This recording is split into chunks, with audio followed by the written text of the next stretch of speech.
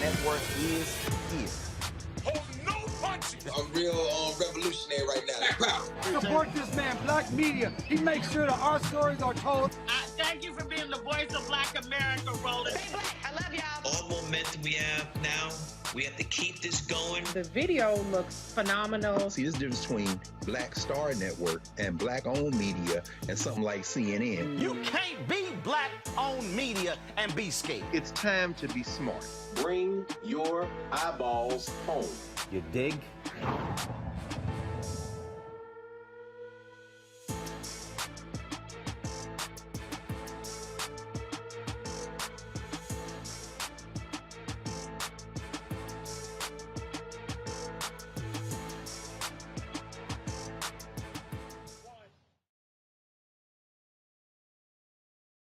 2022, Roland Martin Unfiltered, broadcasting live from Black Lives Matter Plaza here in Washington, D.C. on the second anniversary of the death of George Floyd. Coming up, we'll show you the White House ceremony. President Joe Biden signing the executive order dealing with police reform. Vice President Kamala Harris spoke. A number of CDC members were there, including the family members of many individuals who have been killed by police.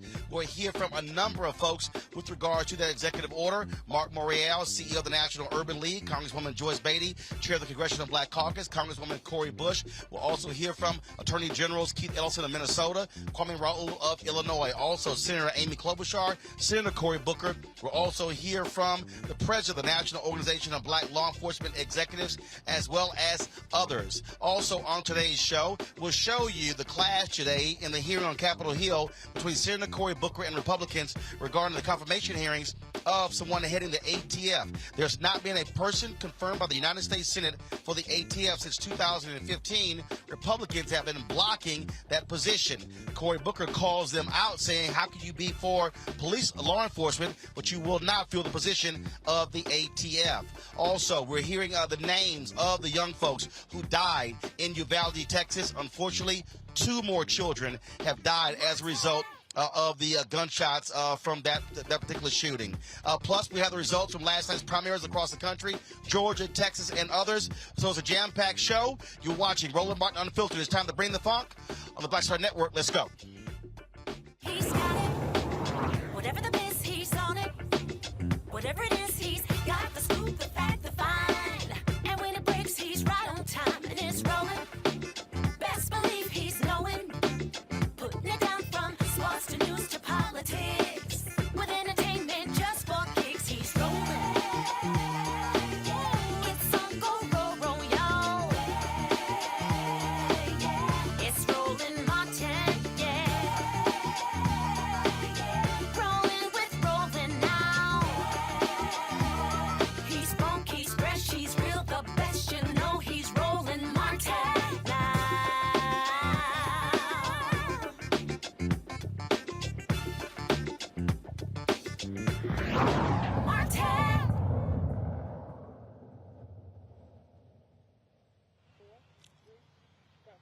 Folks, we're broadcasting live from Black Lives Matter Plaza here in the nation's capital. Just 2 blocks behind me is the White House, where today President Joe Biden welcomed family members of individuals who have been killed by police to sign the executive order many have been waiting for, dealing with law enforcement reform in this country. The United States Senate, namely Senator Tim Scott and Republican Senator Lindsey Graham, failed to move forward with a bill in the United States Senate. That took place in December. Folks have been asking this White House for action when it comes to police reform, and so today they unveiled this executive order on the second anniversary of the death of George Floyd. His family was there at the White House. They'll be joined by us shortly here at Black Lives Matter Plaza, including his daughter. This is what President Joe Biden, as well as Vice President Kamala Harris, had to say at today's signing just 2 hours ago. Just long term. You give hope. I need audio. Come on. Well, in need of hope yourself. That's why the executive order I'll be signing today is so important in my view. It's a measure of what we can do together to heal the very soul of this nation, to address profound fear and trauma, exhaustion, that particularly Black Americans have experienced for generations, and to channel that private pain and public outrage into a rare mark of progress for years to come. 2 summers ago, in the middle of the pandemic, we saw protests across the nation, the likes of which you hadn't seen since the 1960s. They unified people of every race and generation. Athletes and sports leagues, boycotted and postponed games. Companies and workers proclaimed Black Lives Matter. Students staged solidarity walkouts. From Europe to the Middle East to Asia to Australia, people saw their own fight for justice and equality, what we were trying to do. The message is clear. Enough. Just enough. Look, almost a year later.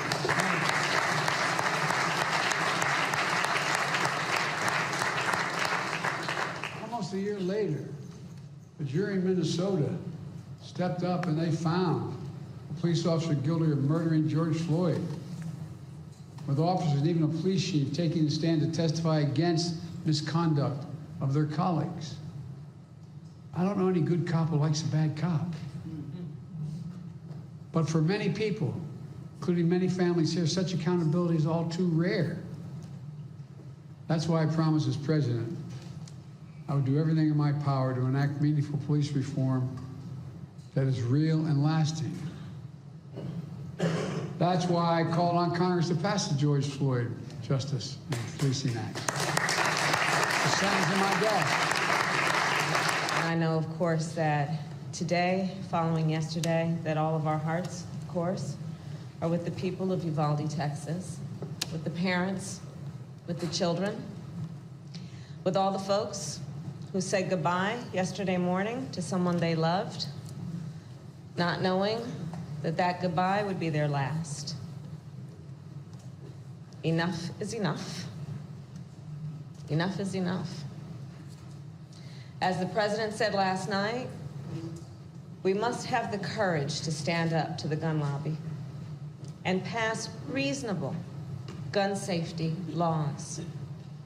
We must work together to create an America where everyone feels safe in their community, where children feel safe in their schools. And of course, that responsibility that we collectively have to ensure that all people feel safe in their community is what brings us together today. It is an honor to be joined by the families of George Floyd, Breonna Taylor, and many others. And I've met many of you before, and many times. And many others I am meeting for the first time. I am moved, as always, by your courage. You have felt so much pain, and you have endured unimaginable grief. You have experienced the anguish of losing someone you love and cherish. And yet, you are here, as you have been throughout the days of your grief, standing selflessly, full of grace and resilience, to speak up, to speak out, often against odds, great odds, to fight for a world where no one has to experience what you have been through. Your loved ones should be with us today. You should not have to mourn. You should never have had to mourn in order for our nation to feel your pain and to understand what is wrong. I was at the White House for the signing ceremony, had an opportunity to chat with a number of people who were in the audience about this executive order, what it means for law enforcement, what it means for the black community, and what it means for the country. Here is their reaction. Well, it is good. We should first say that. This is the President of the United States standing up for accountability, for transparency. This is Joe Biden delivering on his promises to use the power he has to make us safer, to build community trust, and to really, frankly, make changes in law enforcement. But obviously, we have more to go. As he himself has said, there's still work to do, and we're going to continue that work, and we've got to get some legislation passed. Can the bill come up this year? Is it possible that it can get passed before November? Look, I think it's possible. It's possible before November or the lame duck. There's still work being done. There's still conversations and negotiations happening. I'm not going to take my hand off the plow until we get something done. All right. I'm saying it's great important. I'm saying Noble's been on this initiative from the beginning, when it started. It passed Congress, but we had some problem in the Senate. We worked well with Cory Booker, and the president actually made this happen today. So we're moving forward, trying to get it passed through the Senate. Everyone talks about the sheriff should have turned order police, but Noble has been very clear about the need for police accountability. We got to hold the police officers accountable. We got to keep that that going forward because it's important. Just not for black law enforcement officers, for law enforcement as a whole. We got to build that trust back in the community, just like the president said. People got to start trusting the police.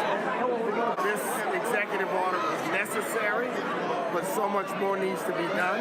But we worked closely with the White House to craft this order so it reflected the best of the George Floyd bill that we could include in an executive action document. So this is going to change federal law enforcement, and I just want to issue a call to action to mayors and police chiefs around the country to look at this as a model for the change they need to lead.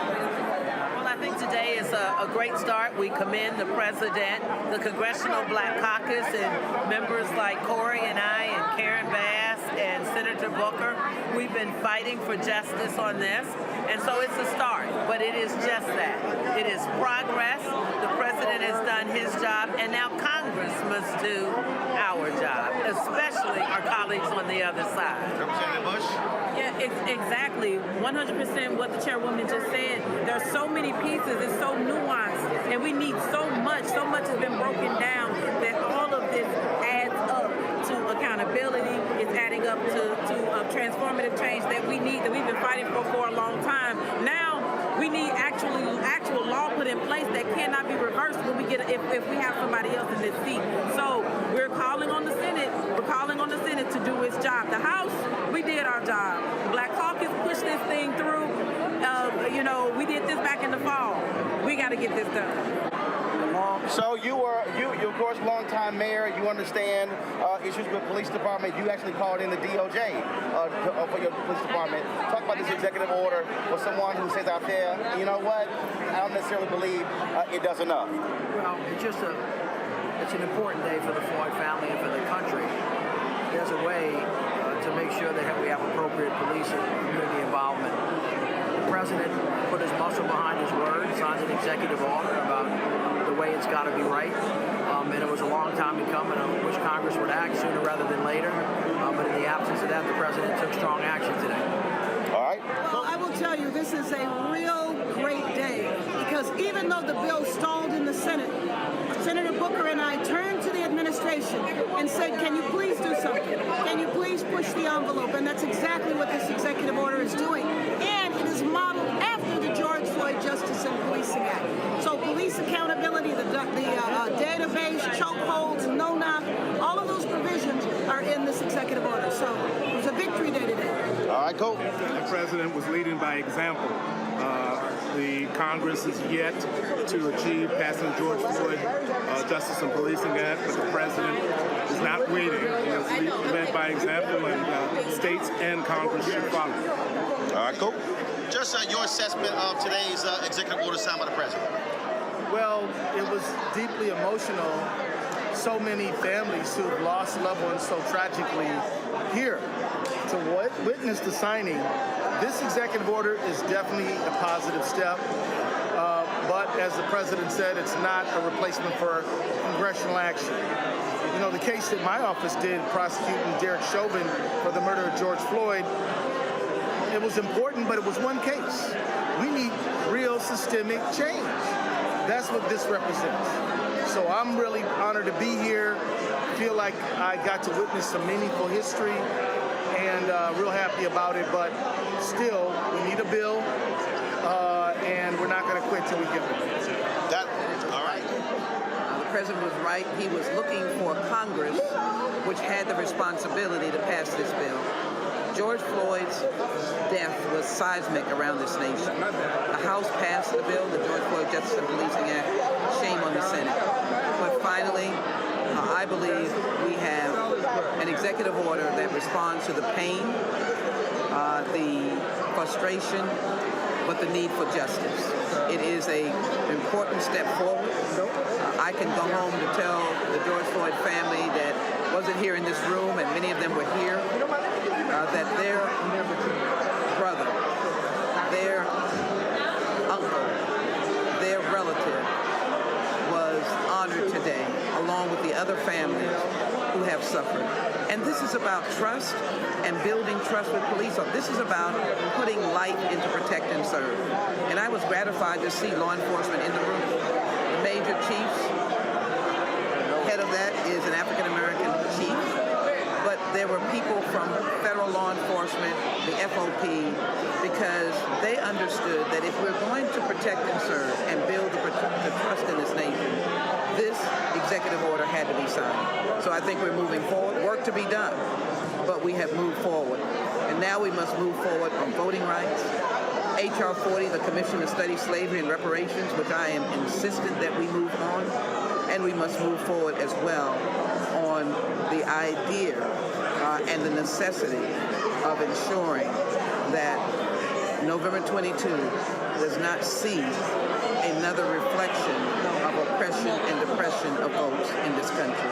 We will have something to talk about. This is a very good statement, but it's a very good action that the President has mentioned. We are acting today, and I think we'll feel the changes across America. Got it. All right. Step in the right direction of what the President can do through executive order. And I appreciate the fact that the President and Vice President Harris said and reiterated the need for the George Floyd Justice and Policing Act must get passed. So I think it was more important he did what he can from executive branch, but also knowing that the fight is not over. This is a great step. And we have many more steps to go for justice to reign when it comes to policing and for our communities to come together. This is significant because the President is basically saying these are the standards that we're holding law enforcement to, federal law enforcement. And what I like about it is, one, he can get it done like that. He gets so frustrated when things are messing around in Congress the whole time. But then the second thing is it sets a standard for other states and people can follow those rules. But what I really want to see, of course, is federal legislation passed. Senator Booker has been leading the charge in the Senate. We have to get this done. And it was wonderful to see George Floyd's daughter and the look on her face as she sat with the President of the United States. It was a glimmer of hope that we can get there. Folks, we are here on Black Lives Matter Plaza in Washington, D.C. With members of the Floyd family and other families that have been affected by police violence. I want folks to introduce themselves from my right. We're going to come all the way across. Go right ahead. My name is Elisa Finley. I am the sister of Botham Ja, who was shot and killed on September 6, 2018 in Dallas, Texas. I am Andre Locke, the father of Amir Locke, who was killed in Minneapolis on February the 2nd, 2022. My name is Karen Wells, and I am the mother of Amir Locke. My name is Phalonis Floyd. I'm the brother of George Floyd, and he was murdered on May 25th, 2020. My name is Keita Floyd. I am the wife of Phalonis Floyd. You guys step to my side so they can see you. My name is Tiffany Hall, and I'm the niece of George Floyd. Attorney Ben Crump, attorney for the family of George Floyd. I'm Doc. And the family of Botham Jean, the family of Amir Locke, the family of Terrence Prentice, and others who are in the White House today for the momentous occasion of the executive order. I'm Dr. Tiffany Crutcher. I am the twin sister of Terrence Crutcher, who was killed on September 16, 2016 in Tulsa, Oklahoma. It is good to see all of you here. I had to say that because unfortunately y'all are members of what many call a fraternity or sorority that folks don't want to be a part of. This is the second anniversary of the death of George Floyd, and unfortunately, there are way too many of these cases. I've interviewed far too many family members. There were folks who were there in the room interviewed as well. Just want to get your thoughts, first off, on the executive order, on the signing. Clearly, we all wanted the George Floyd Justice Act to be signed into law. That didn't happen. Frankly, Republicans in the Senate didn't do their job. But just your immediate assessment of the executive order and what it means for the black community, what it means for law enforcement, what it means for this country. Anyone can start. Go ahead, Ben. Deferring to you. You know, I think as Attorney Monique Presley and I talked about, is incremental progress, and you have to continue to try to make progress any way you can. The president is extremely limited by what he can do based on our Constitution. He did what he could do today, and I think it was important, especially Roland Martin, to have that law enforcement accountability database where at least for the first time we have a governmental entity keeping track of police misconduct. And now we have to continue to look to the United States Senate to finally give us the George Floyd Justice and Policing Act.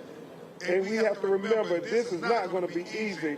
We haven't had meaningful police reform since President Lyndon Baines Johnson Great Society legislation in the 60s. It was after Rodney King was brutalized in 1988. They tried to get police reform. It didn't happen. After Michael Brown in Ferguson, Missouri, hands up, don't shoot. They tried to get police reform. It didn't happen. And then after George Floyd was tragically tortured to death, we were optimistic as ever. But yet again, politics over people reared its ugly head. And that's why we have to continue to fight. And this was a first step, I believe, Scott Bolden. Anyone else?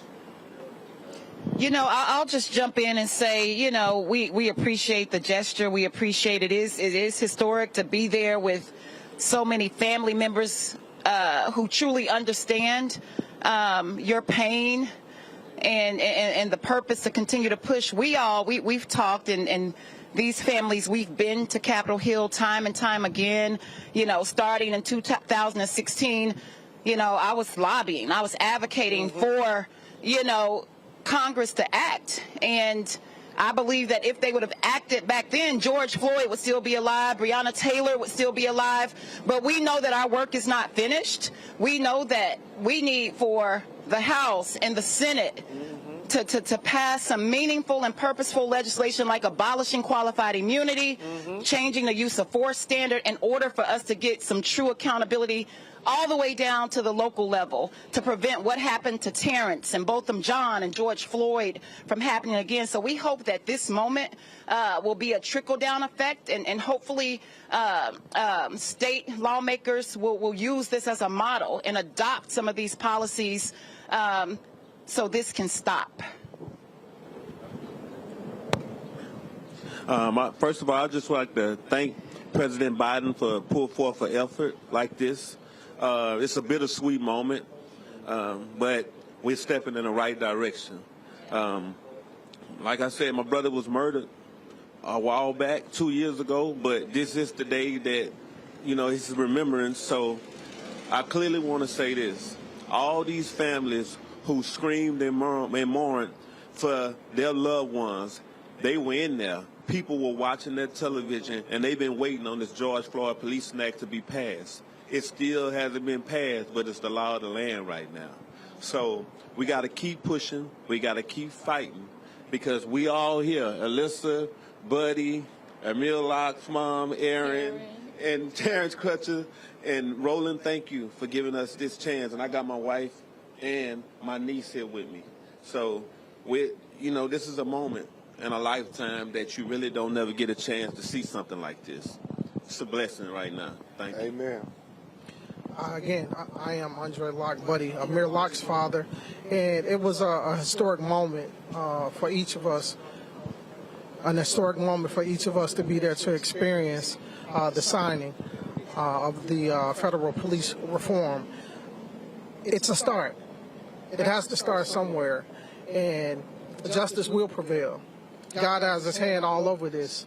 No matter what takes place, things are happening behind the scenes that whatever door God opens, no man can shut, or woman. Amen. So things are happening, and things will continue to happen with people like yourself, Roland Martin, that stand out and that gives us a voice, and that we're able to speak up and speak out about injustice. So thank you for allowing us that opportunity, and thank you for being who you are. We truly appreciate it. And for my son, Amir, you brought us all together. For George Floyd, you brought us all together. For your brother, welcome. You guys brought us all together. For your brother, for your twin, for Terrence Fletcher, you brought us all together. we have opportunity to change things ourselves, and it starts within, and it happens in our own communities as well. So we're going to stop pointing the fingers, and we're going to get out and make things happen. All right. And one of the things that, look, the reality is, look, the officer who shot and killed Botham Jean is in prison. Derek Chauvin is in prison. But the reality is, then you have those officers who we know did wrong, who killed your brother, who's trained now, didn't go to jail, but is training other officers, the officers who killed Amir Locke. I mean, and so that's also part of the frustration, because folks want to see justice, and unfortunately, we're still dealing with a system that still gives police officers so much of the benefit of the doubt. I'd like to respond to that. You know, it's so many different case laws that people of color that we don't know about in our communities until something happens to one of our loved ones. And the case Graham versus Connor was helping to protect police officers, to give them a shield to kill and to get away with it. So we should find a way that we can get back to the Supreme Court, and we can find a way to change the language of Graham versus Connor, where it protects the officers as well as the civilians. So this way they won't only look at it through the eyes of the officers, but they can also look at it through the eyes of the victim. In our son's case, who was sleeping. So I would just say this to what Andre Locke said. Graham v. Connor and Gardner v. Tennessee, which Attorney Bolden and Attorney Presley know all too well, Roland.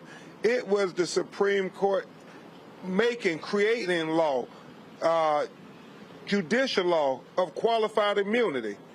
And then it was ratified by the Congress. And it has been the law of the land. It's the reason why Jacob Blake killers were not charged, the reason why they can't bring a civil suit. This qualified immunity is probably the worst law I can think of, because what it encourages police officers to do is not be prudent, to be unreasonable, and it doesn't matter. We got a law that'll protect you. And so that's why we still have work yet to do until Congress, Phalonis and y'all, will finally pass this Justice and Policing Act to say qualified immunity is not good for anybody. They will keep getting away with murder. No, just whatever you want to say. No, I definitely echo what everyone here is saying. It is definitely a bittersweet moment for me. I look at it as it's a step in the right direction for the president signing the executive order, but it's just a start. We still have a long way to go. Like everyone said, we still need the Justice and Policing Act passed, because that's the only way African Americans can feel a bit safe in America. Right now, we're not safe. Right now, I feel like they're hunting us, and we need the laws to be on our side. When I talked to Senator Cory Booker, talked to Senator Coons at the White House, what I said to both of them is, look, the election is in November. I said, there's nothing that precludes the Senate from taking this up again and trying to actually pass it. One of the things that I said in December when Senator Tim Scott went on Face the Nation, and I just want y'all to understand it. Senator Tim Scott went on Face the Nation with Margaret Brennan, and he blamed Democrats for, in his mind, trying to defund the police by tying changes in law to them receiving funding. And I found that to be real interesting, because when Michael Harriot was at the Root, he actually wrote a piece the previous year in 2020 where Senator Tim Scott literally had the exact same mechanism in his law. And he wrote a piece that was called "In Loving Memory of Tim Scott." Now, back in this was actually September, it wasn't December. So Senator Tim Scott was very vocal with me, texting back and forth with regards to it falling apart. Yet when I sent him that story, and I asked him point blank, I said, if Dems want to defund the cops by cutting funds, please explain why you previously wanted to do the same. How can you say it's a bridge too far when what you now say is bad is what your own Deputy Chief of Staff says was needed? Here's what Michael Harris published today. And I asked him that question on September 30th, on October 27th, on January 19th. The very same thing. I even said, Senator Scott, it's been 2.5 months since I asked you to explain the difference between what you accused Dems of doing on the Floyd bill and what you proposed last year. Why have you and your staff gone silent on your own proposal? What's the difference? Still no response. I think what the president should do, the president should ask all of you to come back to the White House, invite those Republicans, and say, sit across the table and let's put this bill back on track. Your thoughts? If I could just jump in, and I agree with you, because we met with Senator Scott and we met with Senator Graham, and we sat across the table from them, and, you know, they misled us. You know, they told us that we're going to get something done. And when it fell apart, we got a call from Senator Booker, you know, to express his disappointment, but we didn't get a call from Senator Scott. We didn't. I mean, I called the office and, you know, they told me, oh, he's busy right now. I said, I don't care if he's busy. He made promises to us, and he did not keep those promises. And so he's doing what's politically expedient. And he said, hey, it's just dead, it's just dead. And what we expressed to him, Alyssa and I, we told him our brothers are dead. That's what's dead, and we are tired of you playing politics with our you know, with our loved ones. We are tired of you negotiating if we live or die. And so we haven't heard from him either since that meeting and since it died. And so it's really disingenuous, it's disappointing, and it's unfortunate. But again, I think you're right. We need to get back to the table and figure out how we make this work before the midterms. I agree. I was going to actually say, you know, the same thing that Tiffany just said. One of the things that I like to really touch in on is that one has past nightmares, you know, and for us to come to the White House and always get a Band-Aid, you know, that's unfortunate for us because we go right back and we're going through the same things over and over again. And at this moment, we're just asking for closure. And one step ahead will be passing the George Floyd Justice and Policing Act. Right. I just really think, again, if the White House doesn't demand it, I just personally think that that's something that the families should say to this president. Call that meeting at the White House. Ask them to come to the White House and then see if they actually show up. You got people, Senator Scott's running for re-election. You got other people running for re-election. And you're right, he made all those promises. And the Republicans kept saying, and I heard Senator Lindsey Graham say, we are going to get this done. And they didn't. We don't want a watered-down bill. We don't want a watered-down bill. We want you to look at everything that we're asking you to do because it's protecting our children, our children's children. This is our future. And so we're just fed up and we're just asking for some type of closure. And I will say I was able to speak with the brother of Walter Scott, Anthony Scott, who was very disappointed out of South Carolina with Senator Scott, who, you know, said that he was going to get this done. And so, you know, we do need to, you know, hold him accountable for his lack of action and his lack of disrespect to the families. He could have at least had the common courtesy to say, hey, this is where we are and this is why. But you went and you lied and said that it was the Dems' fault and that the Dems can't have everything they want. Again, this is not about politics. Right. This is about if we live or die. And so... So that fell apart in September, and none of you heard from Senator Tim Scott or Senator Lindsey Graham or the Republicans.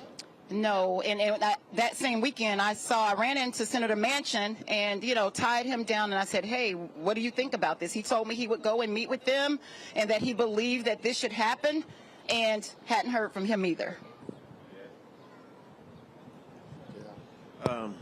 Same thing. He wanted to talk about socks and what kind of socks he had on and things like that when he should have been talking about the laws and changing the things that's going on. I was on your show a while back, and we was talking about the George Floyd Policing Act, how it needed to be passed. We're still talking about it 2 years later, and we still haven't gotten it passed.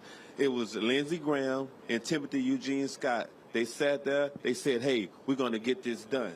Everybody was in there, Ms. Carr, Ms. Crutcher, Ms. Alyssa, everybody representing their families. And we're still here today fighting for these same rights all over again. Same thing. It never stopped. We're still here doing the same thing, and we're speaking to Roland about the same issues every time we come down here. I ran to a white couple from Texas a little bit earlier, and we were talking about, and they asked me the question, do I think a lot has changed since the death of George Floyd? Then they asked me, what do you think people should be doing?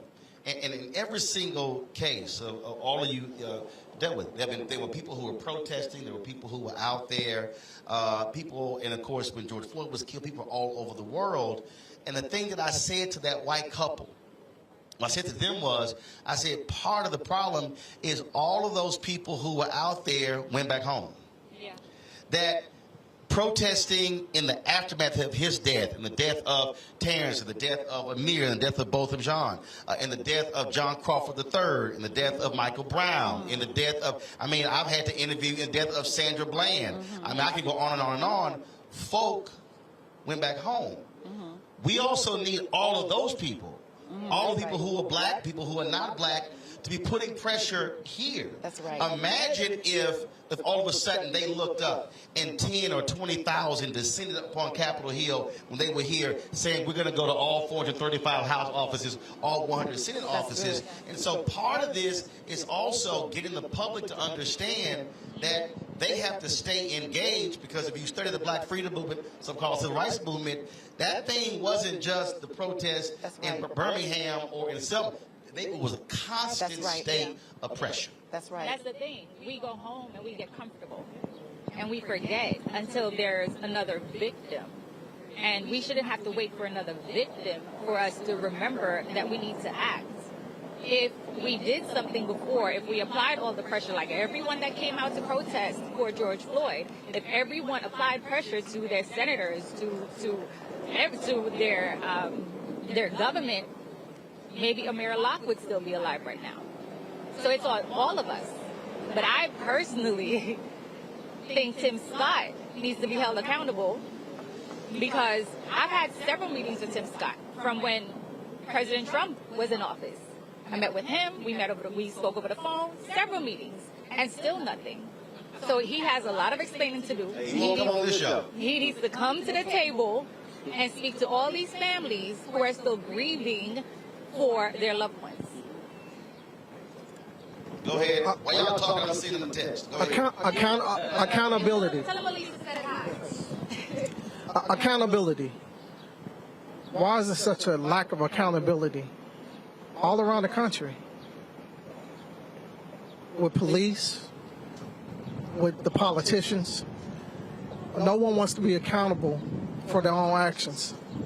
And all we're just saying is, be accountable, admit that you were wrong, and change it. Because if it happens to their children, the laws will change immediately. Immediately. The same way with drugs. When crack cocaine hit the inner cities, it was okay. But when it hit the suburbs, it was such a windfall. Everybody went crazy. Then it was the war on drugs all of a sudden. So it shouldn't have to happen that way. We shouldn't have to humanize our children or our brothers or our family members. Yeah, and I just want to say that the president said, I just want to quote that public trust is the foundation of public safety. And that's what we have to remember. You know, it's not us against them. You know, they need the public, you know, to be engaged in this process. But I want to say I'm inspired by seeing all of these families who came in spite of their pain, in spite of their trauma, who came together, and we're just simply a small representation of so many people who are out there whose names we'll never know, as Attorney Crump says. We'll never know. And so we're speaking out for you. If you're listening, this moment was for you today. And know that you're not alone, and we're going to keep fighting regardless. And I remember the last words of my brother that he spoke to me. God is going to get the glory out of my life. And I believe that this moment today, this historic moment, is living proof. And so I just want to say I love you all, and we're going to keep doing this, and we're going to keep fighting together. Amen. The last thing, what do y'all have to say to all of these corporations that made pronouncements in the wake of the death of your loved ones, but especially since George Floyd, to the tune of $30 to $50 billion. Folks made all kind of announcements that we're going to do this, we're going to do that, and very little has been done. What do you have to say to those CEOs and those boards of directors, including black folks who work at a lot of these companies, where they have not done anything except send those press releases out? As a Mayor Locke's mother, I want to say to not only those companies, but to the politicians across the board, if you are not coming down into our communities and willing to dig your hands down in the soil and get your hands dirty, we're not voting for you. We're going to be done with voting for the lesser of two evils. Just because you look like me don't mean that you're for me. So at the end of the day, we're done. We're not begging. We're not asking. We are telling you, as a police officer, you chose to become a police officer. It is an occupation. You are not God. You are not above the law. You do not have the right to take anybody's life just because you feel intimate danger. Obviously, all of the families here, our loved ones felt intimate danger as soon as they saw you approach them with your weapon. I'm disappointed. I don't believe anything. You can say anything, you can write down anything, but until you show me and back it up with your actions, I'm just going to sit around, but I'm not going to be quiet. And these corporate organizations, they have a responsibility. Once you know, you owe. It's not enough to just know and be knowledgeable and aware, but once you know, you owe, and you have to act. You know, and all the money that you promised, we need that money shifting to the ground and to these family foundations and organizations who's doing the work every single day. If you care about public safety and community safety, we need an injection of money on the ground so we can find alternatives to policing, so we can find, invest in mental health resources and all of the social services that our community has been lacking because, you know, resources have been stifled by these legislatures into their pet projects. But if you care about public safety, shift the capital to the ground and do what you say you're going to do. That's what a commitment is. That's what a commitment to racial equity is, acting and not just knowing. Especially all those companies that promised economic revitalization. That's right. Of Black Wall Street and Tulsa a year that's ago. Another Go ahead. story. Final comments, go ahead. All these companies that out here made all these pledges, I want y'all to know that they can't continue to make laws for the elite and the chosen. They have to make it for the people. And if you all want to express interest in us, please help us. Help us get out and change these laws. I'm right here with my institution, the Philonis and Keita Floyd Institution for Social Change. I'm turning my pain into purpose. Right. And I'm with all these other families here. We all going through the same thing. We wake up every day and we miss our loved one. Yes. We know we can't get them back. And we searching for accountability because justice is getting our loved one back. And we know we can't get that. It's always an empty chair at the table. So all you people who stood up and said Black Lives Matter, show it to me. That's right. That's the only way to prove it. Show it to me. And I see with your shirt that's a lion because he's a graduate of Jack Yates High School, Jack Yates Lions. I'm a graduate as well. Yeah, I peeped that. Don't trust me. I saw it. Jack Yates, man. That's right. The yard. That's right. To the corporations, shame on you. Shame on you. The time is now for change, and you have an opportunity to make a difference. You actually have an opportunity to make a difference, and we look forward to that happening. We're not asking you to. When I say that we look forward to it happening, is because it's already taking place. Things are already happening behind closed doors. There's a reason that we're all here. There's a reason that we were all called here. It wasn't a mistake that we ended up being on Roland Martin show. So everything is supposed to be the way that it is. We truly appreciate it, and things will change. Well, do understand, I've interviewed way too many family members, and one of the reasons why I launched this show, I launched the Black Star Network, is because I did not want to have to depend upon mainstream media to cover our story. So do understand that we will continue to do that. We'll continue to be on the ground. We'll continue to remember and hold politicians accountable to do what they say they were going to do. And trust me, the corporations that have made these promises, we also going to be calling out each one of them as well and holding them accountable.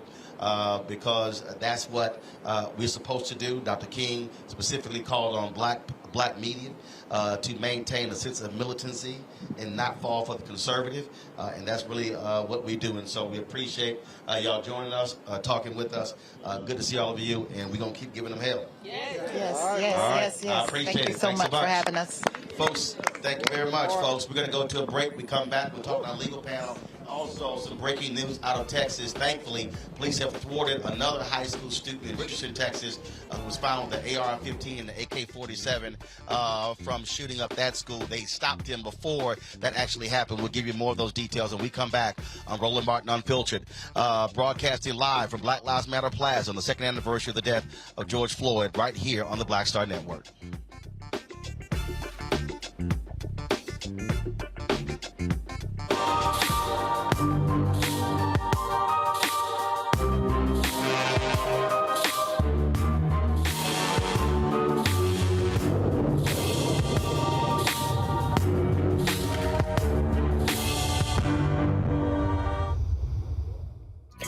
Next on A Balanced Life, we're talking everything from prayer to exercise to positive affirmations and everything that's needed to keep you strong and along your way. That's on a next A Balanced Life with me, Dr. Jackie, on Black Star Network.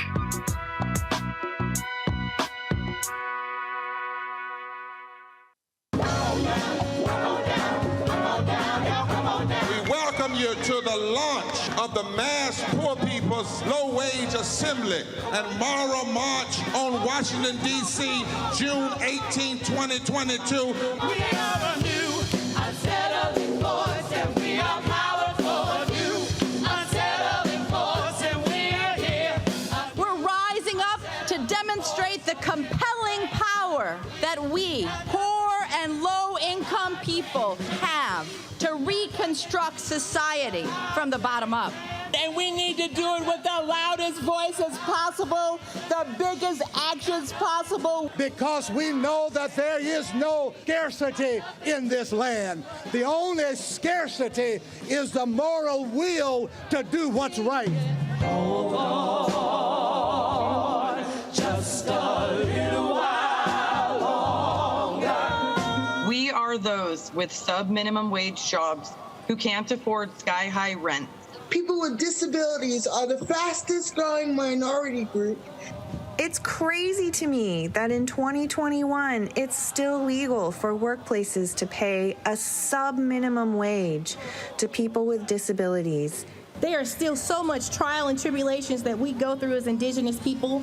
We can't get a decent wage to sustain ourselves, nor can we get adequate housing. Veterans across this nation say enough is enough. We can't pat essential workers on the back on one day and then cut their health care the next day.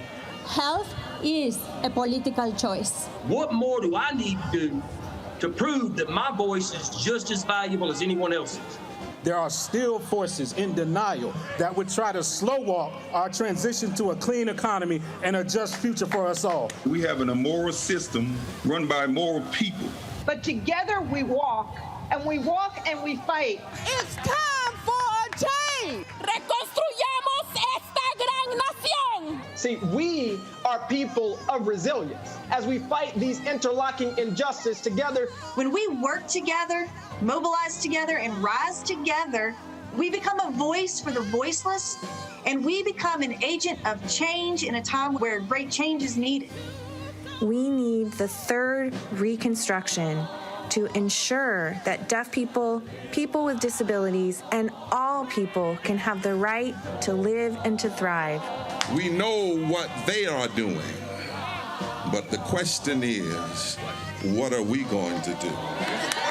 Reconstruction begins when we change our mentality and say it's time for you to get your foot off of my neck. Justice is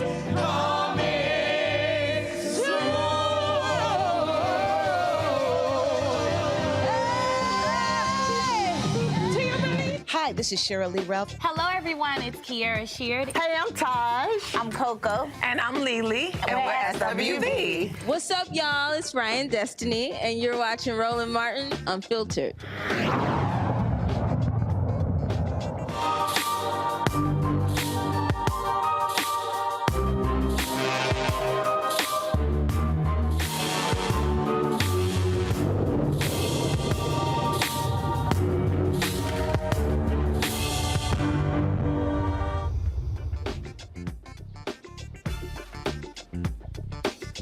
Folks, we're live here on Black Lives Matter Plaza in Washington, D.C. It is the second anniversary of the death of George Floyd. We continue our coverage here. Joining us now, our legal panel. We always have lawyers every Wednesday on the show. To my left, Damien Hewitt. He runs the Laws Committee for Civil Rights Under Law. It will hurt Scott Bolden's feelings significantly to know that you are an alpha. Well, of course. Yeah, of course. That's how we roll. Monique Presley. Hold up, Monique. You got 5 different new titles. So they sent me. I don't have them right here. So go ahead. Give all your titles since I don't have a teleprompter here. So go ahead. Wow. I'm a legal analyst, but I am also host of Make It Make Sense with Monique Presley, daily digital show. IG Live noon daily. See, too much damn content right there. All right, we got Scott Bolden down there. I have my resume. I just want to read it. Kappa, lawyer in D.C. Extraordinaire. Right, so let's get right to it. Y'all lawyers, y'all see this stuff.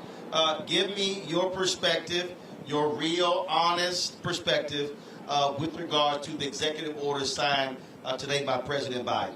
David, I'll start with you. Thank you, Roland. Today's executive order is a step, and it's only a step. It's a step in the right direction because I think politically what it does is it creates the potential for a new floor, not a ceiling, but a new floor, that every effort at reform, transformation, culture shift must at least hit the marks to today. At the same time, let's make no mistake, on 2 fronts. Number one, this executive order is not going to change people's lives immediately. It wouldn't stop some of the officers at the local and state level who have taken lives, who have hurt people, who have accosted them every day. Most of the provisions apply to federal law enforcement. But the other thing we have to be clear about, Roland, is that the legislative effort, the George Floyd Justice and Policing Act that we all fought for, many of us fought for, was outright sabotaged in the U.S. Senate after it passed the House. And we know exactly who did it. Absolutely, and that was Republicans in the Senate, Senator Tim Scott, Senator Lindsey Graham. They didn't do what they were supposed to do. Monique, your assessment of the executive order. So my assessment before attending the event at the White House was different than he's telling me to do something with my mic. You lower the microphone, it's covering your mouth. On television, you put it below your chin so they can't. There you go. That's how you do the man told me to be loud because of the traffic. Yeah, I got it. But we have damn good microphones. They hear you. Don't worry about it. The man told me that. The man told me that. Okay, so my assessment was different. I was there in the room, and when Vice President Kamala Harris addressed this issue, I thought that she was not just on message, but on point on tone, on point on the priorities, on point on the necessity that this be a starting point, not a finish, and on point in putting the blame squarely where it belongs, which is in the Senate. She pointed out the fact that legislation was written when she was a senator, by she and by Senator Booker, and that it became the George Floyd Justice and Policing Act, and that the House passed it with the leadership in large part of the Congressional Black Caucus. And then it languished in the Senate where it died, that they are the ones who did not do what was necessary. She said that they delinquished, they stepped away from, they failed on their moral responsibility. So now the executive branch is doing what it can. So it's good for federal law enforcement agencies. We see things that change. We see a ban on chokeholds. We see a requirement for body cameras. We see the beginning of a database. We see other things in terms of the change of language for use of force. I sat during the whole ceremony next to Kristen Clark, Assistant AG Kristen Clark, who's the head of the Civil Rights Division.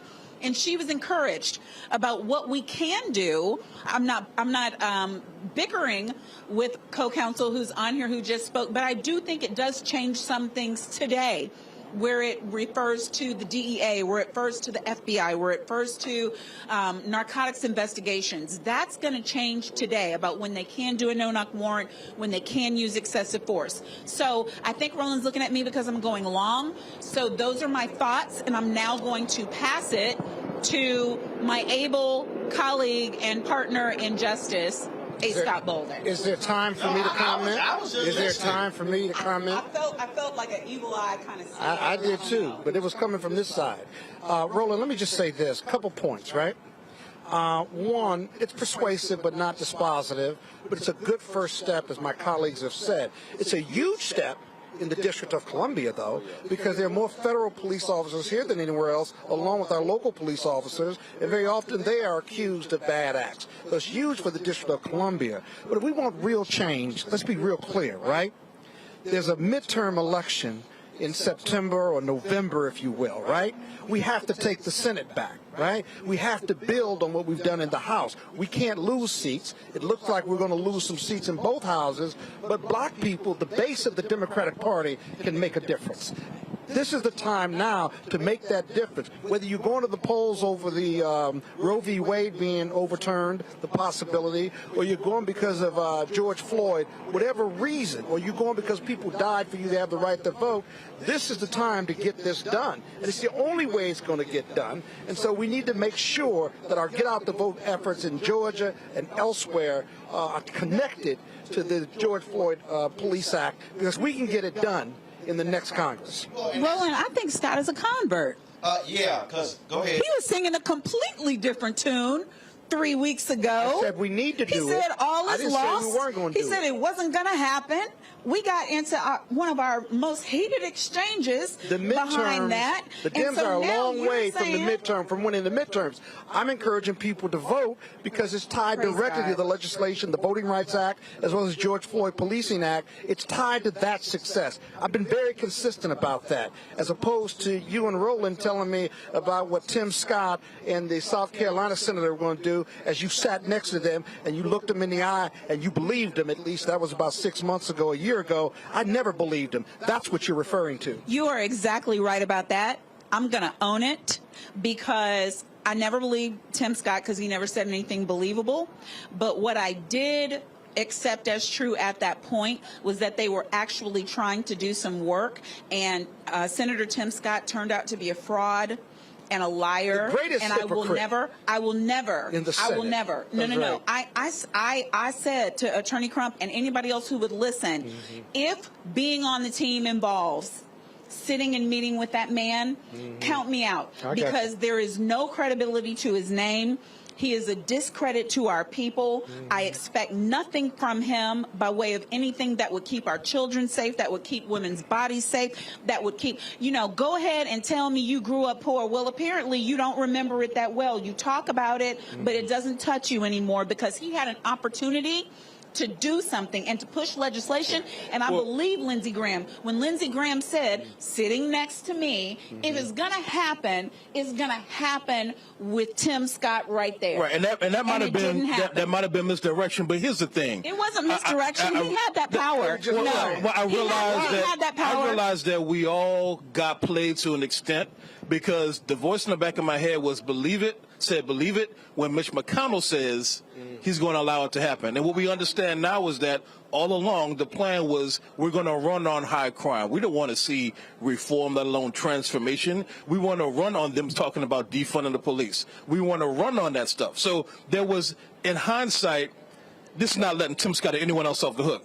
In hindsight, the politics were being played at a level lower than they probably could have or should have been, because the politics were even higher than Tim Scott. That's not letting him off the hook. I don't even know that I agree with that, because when we were in the office for the very last meeting last year, Senator Scott said that one of the hurdles that they had to get over was the disgruntled police chiefs. And then he cycled that lie. He cycled it and said it wasn't true then. Yeah. But they were trying to build up their story, right? And then when he cycled it out and said that the police chiefs were worried because their men were not and women were not going to be doing their jobs, the Police Chiefs Association had to step out and say, no, we are willing to come to the table. And the FOP too. Still at the table. And you know who was at the signing today? The police chiefs That's union right, exactly. And the FOP. Major you know who Chiefs, wasn't FOP. there? Tim Scott. There you go. There you but go. where do we go from here? It's the midterms now. We've been marching in the streets. Black voters matter. Every organization out there. Now it's time to vote. Has the marching in the street, in your opinion, Roland, helped or hurt our cause in regard to George Floyd? And do if whatever the answer, do we keep it up? But we got to keep going and march to the polls. Look, the marches and the protests certainly made a huge difference. That is without a doubt. But again, I'm always talking about how do you connect the dots. And that is, we know for a fact that not only you didn't get any Republican votes, you also have 2 Democratic senators who refused to break the filibuster. And that's Senator Kristen Sinema of Arizona and Senator Joe Manchin of West Virginia. They're not even going to break the filibuster on dealing with guns after now, and in fact, we have now 2 more children have died in Uvalde, Texas, which means. And I'm dealing with a bunch of black people who keep listening to people post stupid tweets such as, oh, the Asians got a bill. It's a lie. What they don't understand is this here. You can sit here and call Joe Biden all you want to. You can call him all kind of names you want to. I'm going back and forth on Eddie Griffin's Instagram page. He talking about how Trump made us upset, but Biden is a demon. Here is what I know is for a fact.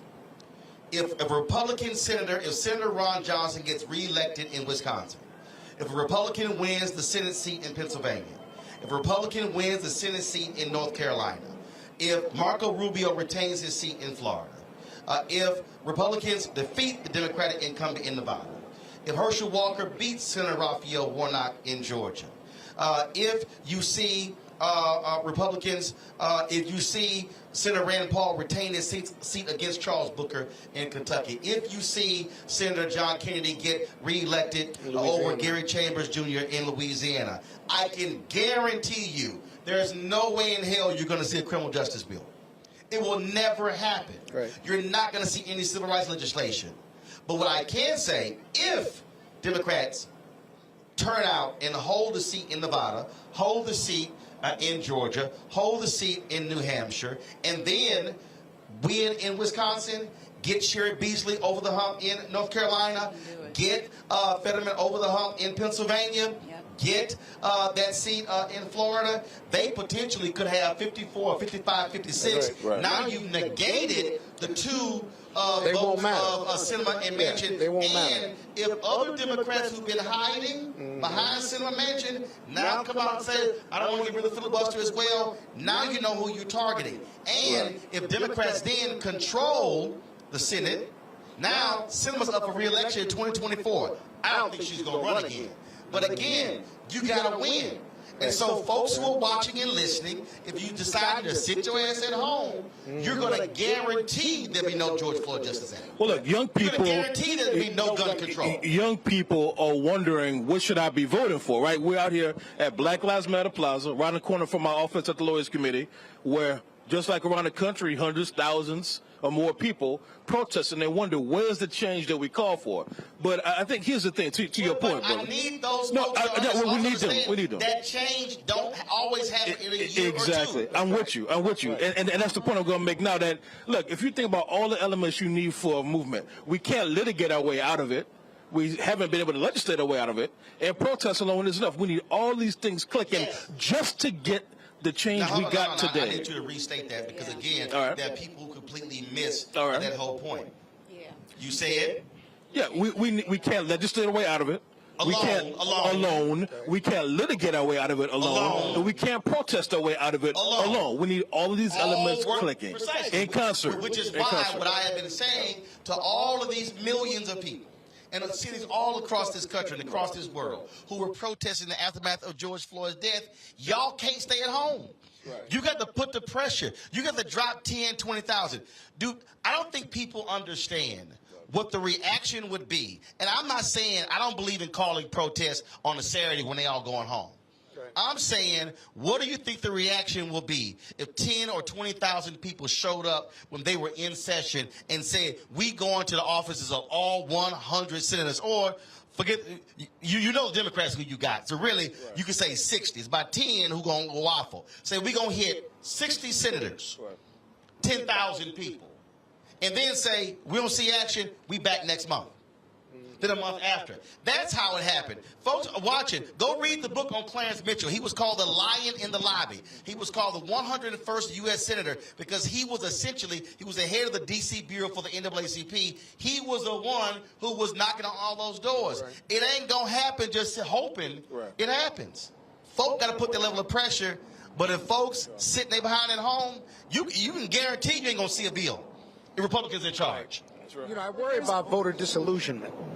And notwithstanding everything you said, black people and brown people voted in record numbers to put Biden and Harris in the White House, to win the Senate and increase in the House, right? They haven't gotten, and I often talk about this, they haven't gotten the result on this very narrow margin, right? Ask their mamas, what can you tell these voters to get them to fight even harder in the face of defeat? Go ask your mama and daddy about disillusionment of 12 consecutive years of Republican control in the White House. When Reagan was the president for 8 years and Bush was there for 4 years. It was a whole, and mind you, to all the black people who are watching, understand, Reagan comes in 1980, inauguration 1981. This is after you had black mayors in D.C., in Detroit, in Atlanta, who were driving economic change in those cities. Reagan comes in, conservative Supreme Court, then they begin to cut affirmative action, begin to cut funding as well, starve those cities. And so go ask your mom and dad about disillusionment. I need young people and black people to understand real clear, the shit ain't gonna happen in a year. And I know somebody who's saying, well, Roland, we've been waiting for a very long time. Absolutely, but it don't mean you give up. You got to give folks constant hell. Have you been fighting for a very long time? That's the question. Have you been fighting for a very long time? Everybody can fight. That's right. Everybody may not be able to fight the same way, but when you were talking about the numbers, I mean, we were looking at this past Tuesday's election.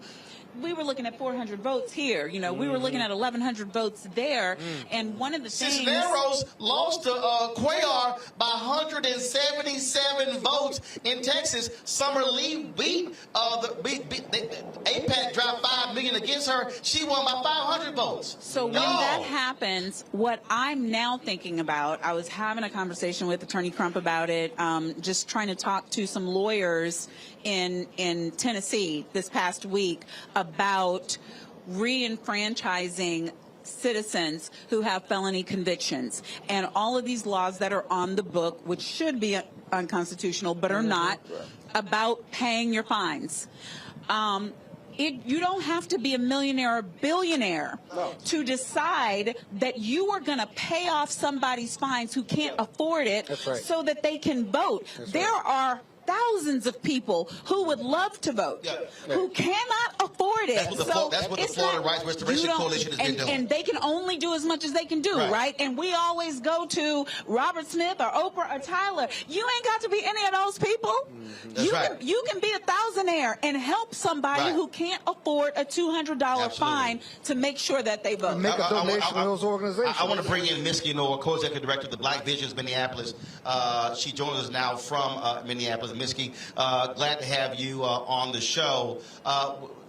Talk about what has happened there. George Floyd gets killed. I just had the parents of Amir Locke on here. Nakima Levy Pounds Armstrong, she challenged the mayor and the police chief at the news conference saying, why did you not outlaw and get rid of these no-knock warrants? Had you done that, then Amir Locke would have been alive. Just talk about what we were just talking about, how folk have to stay in the game. They have to understand you can't get disillusioned and depressed, that you got to keep going. That's what y'all have been doing in Minneapolis. Yes, thanks for bringing me in. Thanks for having me and talking about that. I think that's absolutely right? I think folks have to understand that for movements to actually be successful, for us to win the future, the vision that we see for our people to actually be safe, people have to stay paying attention beyond the flashpoints of movement. People have to stay involved locally on their block, in their neighborhood associations, with their neighbors at George Floyd Square, with the organizations that are on the ground that are attempting to make a change for them, beyond the moments when the general public or the media is even paying attention. And that's what we really have seen possible here in Minneapolis. And the example I'll give you is like right now, even the changes that are happening inside of our system is because of the work that was started years ago, right? In 2018, we won our first campaign to get $1.1 million out of the Minneapolis Police Department and get that actually moved over to the Office of Violence Prevention and get that created. In 2020, we won more funding for the Office of Violence Prevention. And right now, the Mental Health Responder Program has been able to divert over 2,000 calls from the police to folks who could actually provide that kind of care for our communities. And so that is what is possible when people stay in it year after year after year. Miss, I'm going to let you answer this question because I'm probably going to cuss if I answer it. Somebody in our YouTube chat says, my issue is we vote and put these people in office and they focus on everyone else but us. They pass bills for everyone else but us. They give money to everyone else but us. I'm constantly having to remind people that elections are the end of one process and the beginning of another. There in Minneapolis, y'all didn't just vote. Y'all kept going to the council meetings, the school board meetings. Y'all kept going to the committee meetings. And I think that's part of the thing that for a lot of people, they think voting, okay, I voted, I'm good. Cory Bush is there. Ayanna Presley's there. AOC is there. Rashida Tlaib is there. Joyce Beatty is there. They're all there. No, you got to stay in it. You got to put that pressure on them. That's right. Thank you for that. Yeah. You know, as much as we want to think that our elected officials are the end all be all, they're really not. The power to create change is actually inside of the people. What has created change here in Minneapolis, what has created change anywhere has been the community coming together and asserting what it is that we want for ourselves. And so that is the work that is important. That is why we organize around our city budget every year. It is why we do trainings and support people to be able to testify. It's why we recruit folks to testify from their own experience around what is happening around safety and what they actually want to see. Last year, we actually ran a People's Movement Assembly process where we talked to hundreds of folks in Minneapolis asking them, what does safety mean to you?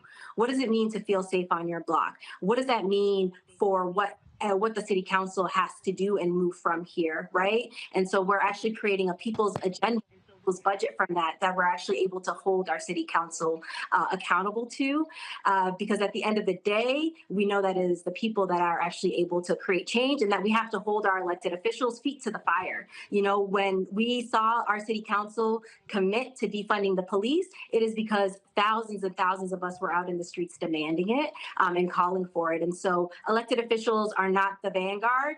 They are actually there to be held accountable to what it is that we want. And so we have to keep coming together and demanding what it is that we want and making that known. That is why George Floyd Square even still exists to this day.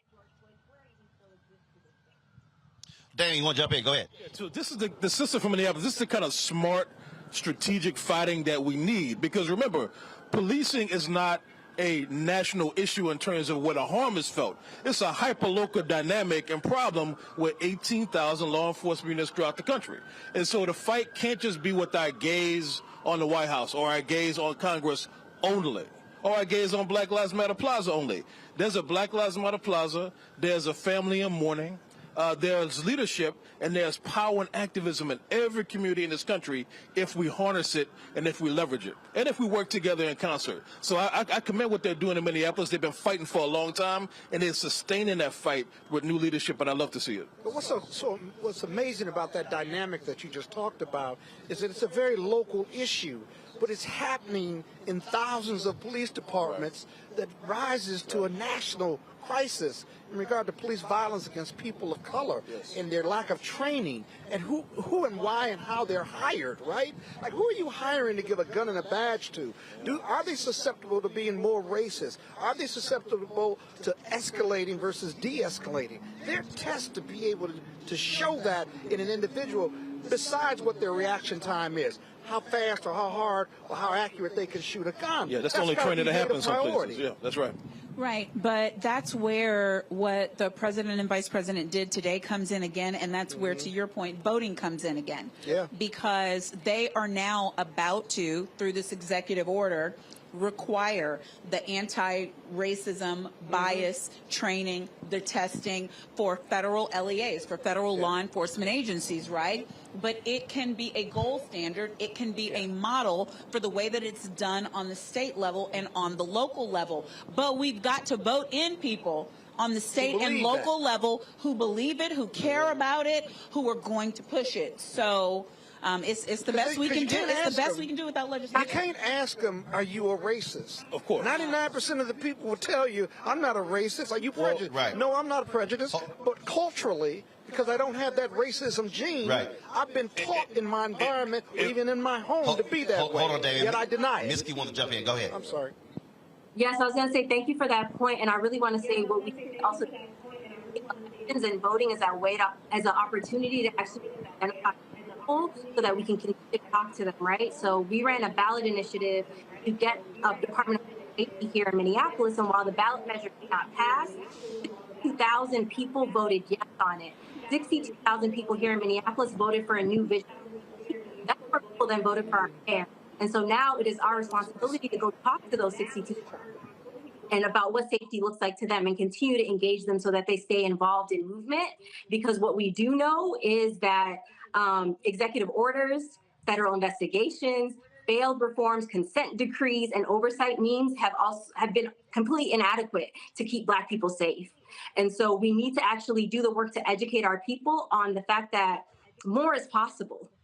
Safety for Black people is possible. It is not possible inside the current system of policing, and we know that safety exists beyond that. And so we have to continue to use voting, use elections to identify our people so that we can continue to push their imaginations beyond what currently exists in our world into a world and imagining a world in which Black people truly can be safe.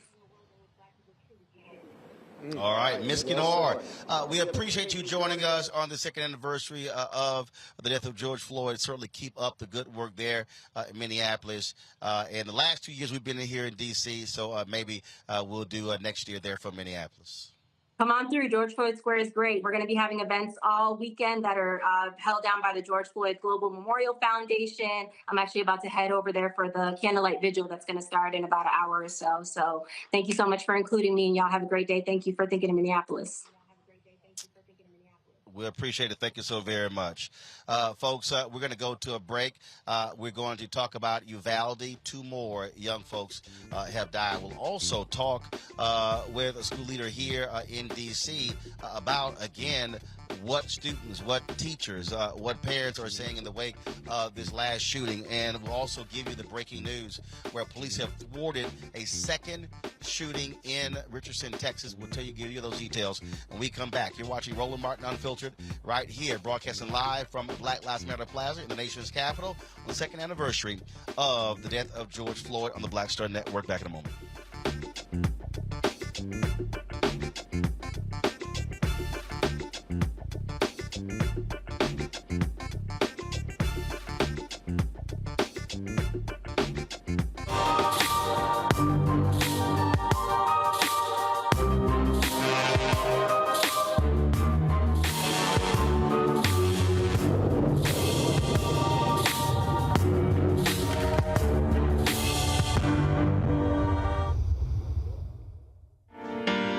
He brought his own sound. So when you have an artist that creates his own sound, like Earth, Wind, and Fire, Stevie, they come in, the Beatles, they create their own sound. He kept reinventing himself. He wasn't afraid to change instrumentations or not use drums or not use bass or use the Lynn machine or use real drums or use, pots and pans. It didn't matter. It's just like he wasn't afraid to.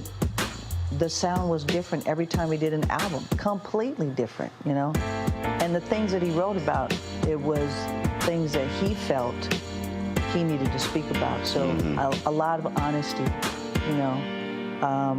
whether he would admit to it or not, there was a lot of honesty and a lot of things that were real to him. When he gave, you know. I think for me, he is my favorite, my #1 favorite guitar player in the world. He was. He played with, I mean, and especially I loved times me playing drums with him, he and I playing together. When I played drums, it was a whole nother thing. And I just think that he reached people in a way as an artist that he reached you because he was, again, honest in a way that he said it a million times, but he wasn't trying to write the next Purple Rain. That was already what it was. Right. I can write that. That was that one time, right. But it's never going to happen again. So why would I write that again? Then it's not special anymore.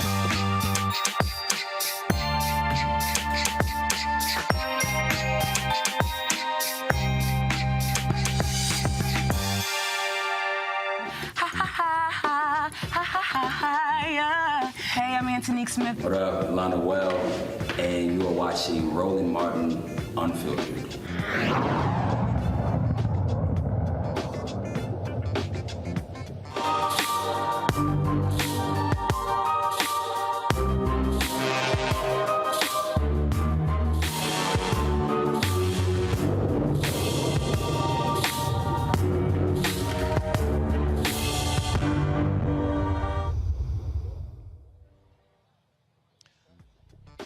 Folks, the fallout continues in Texas after the tragic shooting at an elementary school in Uvalde, Texas, located about 80 miles from San Antonio. 19 children were killed, 2 teachers at that elementary school. Today, there was a news conference where Texas Governor Greg Abbott said that the killer warned people on social media minutes before the attack that he was going to shoot up the school. We also know that the 18-year-old killer, Salvador Ramos, who used an AR-15 at Robb Elementary School in Uvalde, he previously shot his grandmother, took his grandmother's car, drove to the school, got into an accident. Law enforcement engaged with him because he was wearing body armor. They were not able to take him down, and then he was able to go into the school and actually shoot up a particular classroom. Now, many of these elected officials, mostly Republican, held a news conference today there in Uvalde, but former Congressman Beto O'Rourke, who was running for governor of Texas, challenged those leaders when it came to their inaction on gun control. Watch what happened.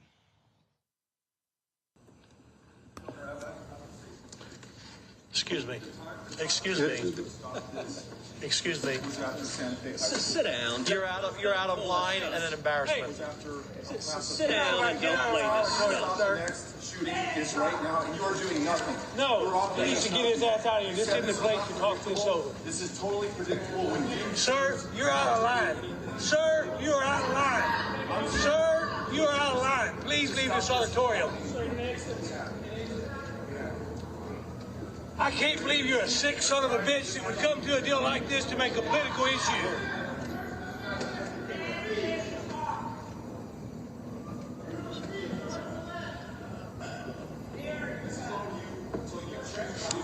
It's on assholes like you. Why don't you get out of here? There are family members. There are family members who are crying as we speak. There are family members whose hearts are broken. There's no words that anybody shouting can come up here and do anything to heal those broken hearts. We all, every Texan, every American has a responsibility where we need to focus not on ourselves and our agendas.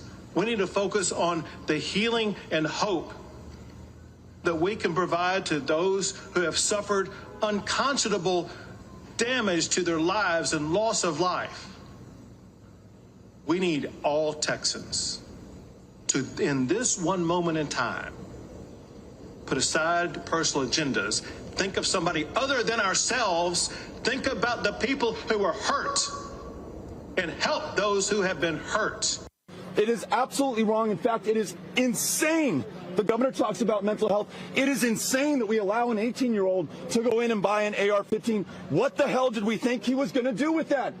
This one is on us. And what do you say to Texas Governor Greg Abbott, who says now is not the time to make this political? Now is the time to stop the next shooting. Right after Santa Fe High School was the time to stop the next shooting. Right after El Paso was the time to stop the next shooting. Right after Midland, Odessa was the time to stop the next shooting. And in each case, we say this isn't the time. Now is the time, like literally right now.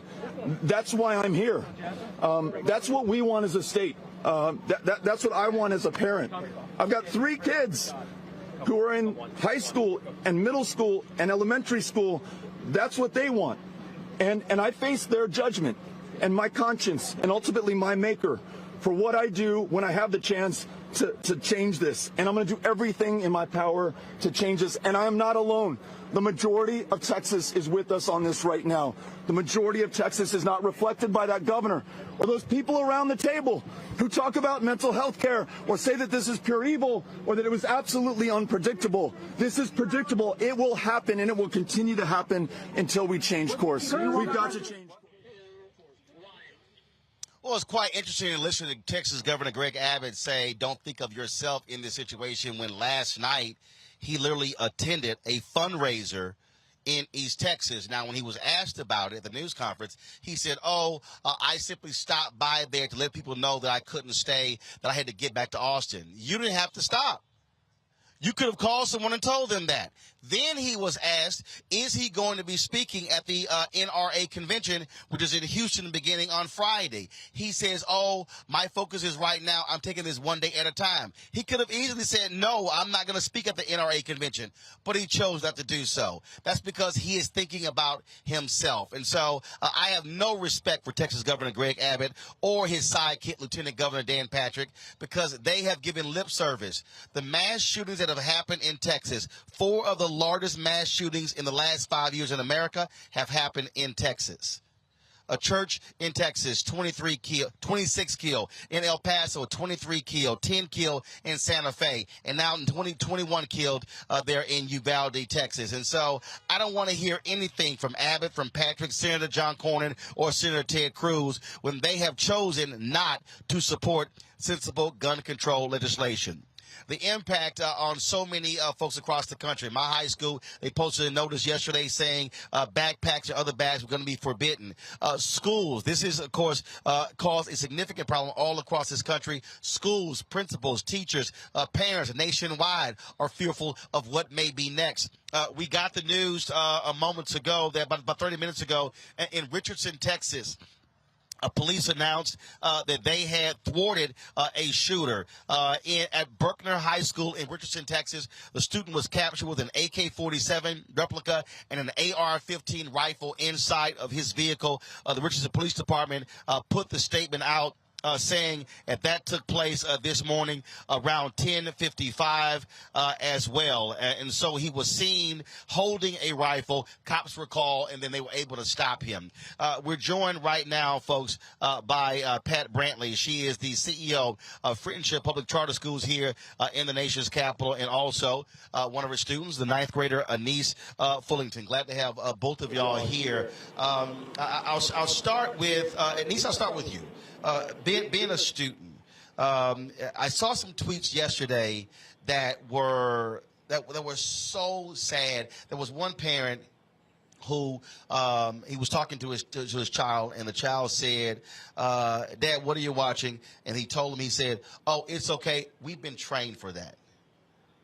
That child was in elementary school and is talking about training for mass shootings as if they're somehow in the military or the armed forces. Your thoughts on, again, what happened there and just what students have been talking about and saying? In my opinion, what's happening in Buffalo and all throughout Texas is a huge problem. Nobody should be able to go to school and not be able to come home to see their parents. Nobody should have to sit there and be trained for mass shootings, because in the school, you're supposed to be safe. You're supposed to go there to get your education and do what you want to do for the rest of your life. You're supposed to experience things that you can't experience outside of school most of the time. So I feel as though that people sitting over here making it seem like it was nothing bad, and then for the shooting that happened in Buffalo, for him to only get 1 count, that's a huge problem, because too many people got hurt in that. Too many people went there to go get groceries for their house to eat and make sure that they were okay, to not know that they weren't gonna come home and be able to use that food, or to be able to at least make it to that line to pay for that food. They should not have to be scared to go to a grocery store now. And being a teenager myself and going to school, nobody wants to experience that. I wouldn't want to experience that myself. I wouldn't want to feel like my life is in danger being in school. I wouldn't want to feel like at any point in time somebody could come in my school and start shooting and they would have no problem with it. They would be perfectly fine at the end of the day.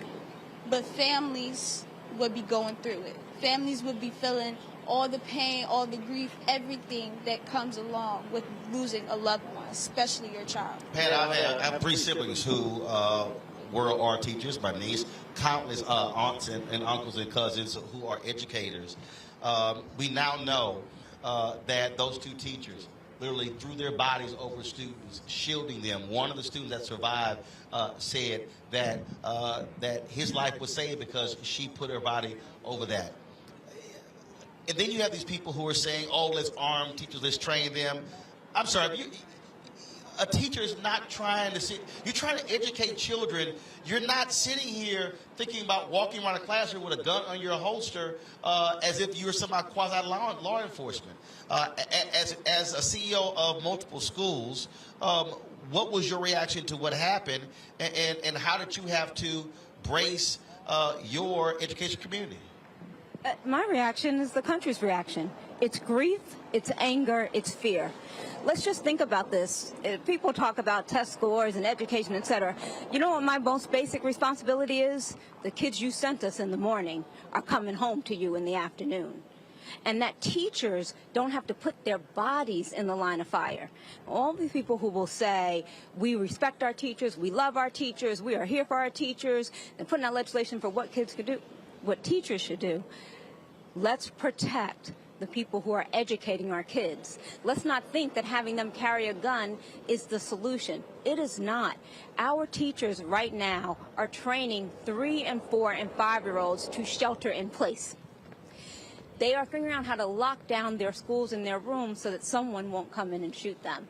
And our next answer, instead of removing the guns that are killing, is that they should arm themselves. That's not the answer. It's not the right thing to do. We need votes, we need legislation, we need mandates, we need moratoriums. But what we don't need is to think that teachers who are educated to uplift kids' minds should carry a weapon into the school, because we, America, won't protect them.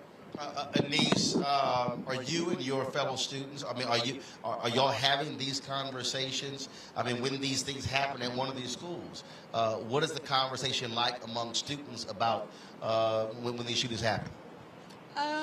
Yes, we are having plenty of conversations. When it comes to our school, our teachers are always bringing things outside of our classrooms and outside of our building so that we get the understanding of things, and we all have our different opinions, but we all understand that everybody sees things in a different way.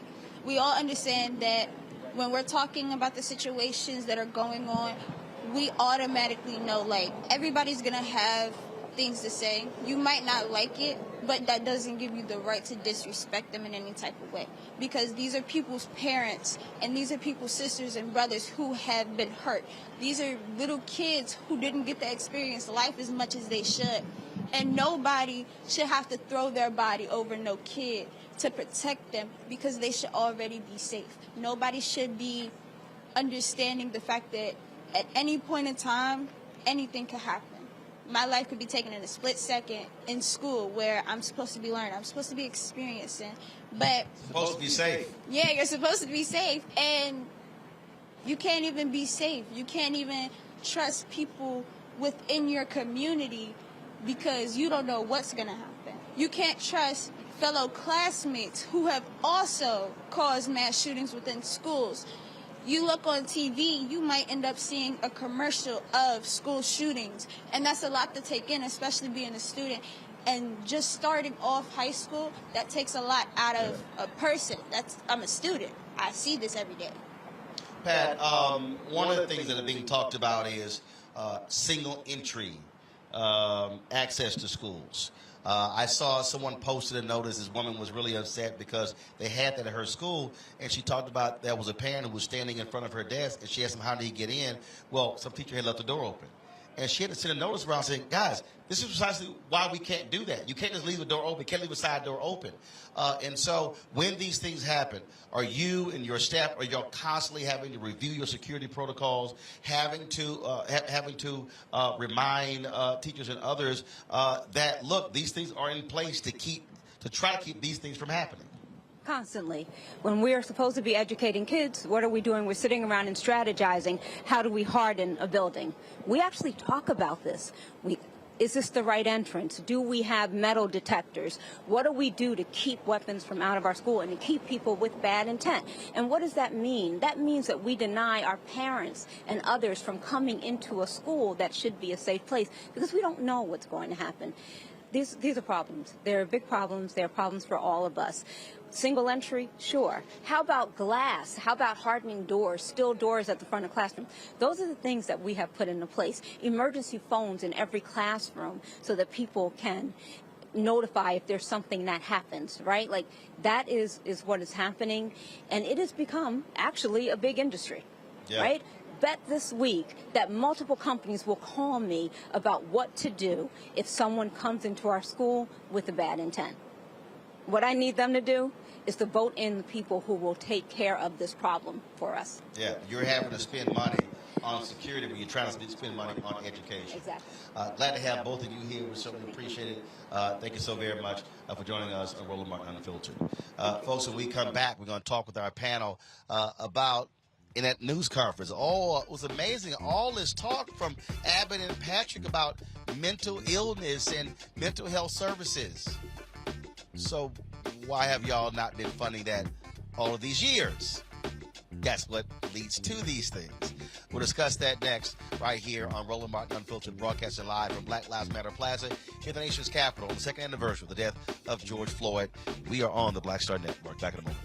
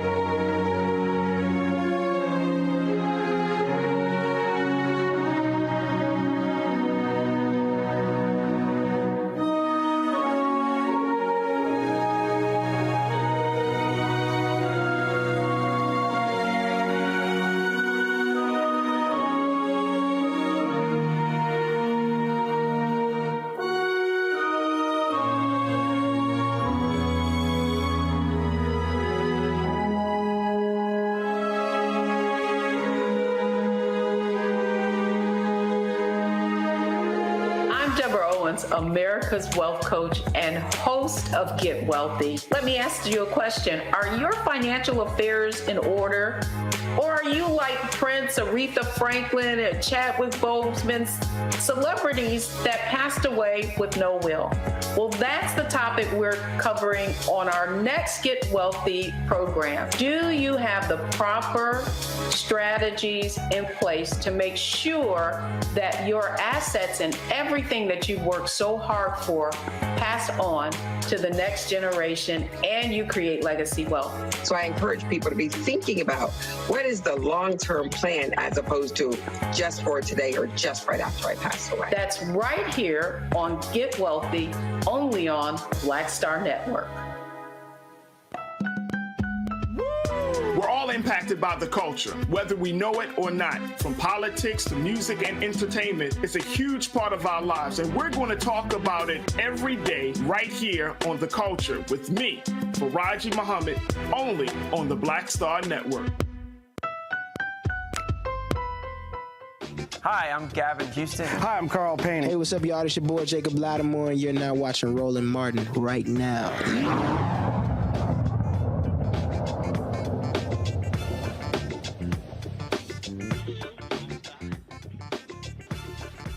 All right, folks, we're here at Black Lives Matter Plaza on the second anniversary of the passing, the death of George Floyd. Let's continue the conversation. We were just talking about Uvalde. And y'all, at that news conference, I mean, the last 24 hours has been unbelievable. At the news conference, Abbott and Dan Patrick are talking about, we need to be doing more about mental health. Now, all of a sudden, Fox News is now focused on mental health and mental illness. And I'm sitting here going, where the hell y'all been? I mean, the reality is, you've got Republicans saying stuff in Congress, but folks didn't want to fund when it came to mental health. And so it's amazing how after the fact, and this is probably my greatest criticism of folk in this country. It's like after something happens, then all of a sudden, let's fix the bridge, let's do this and let's do that. When you want climate change, no, let's just go ahead and wait for the earth just to go ahead and just catch on fire to go, you know what, we might want to go ahead and do something about that. I mean, it is just this, because the automatic thing before something happens is it costs too much. But then after the fact, let's do whatever we have. If you had more preventative, it drives me crazy. They're doing. I know what they're doing. Yeah, they're not trying to fix a bridge. They're not trying to put any rocks in the pothole. They're deflecting.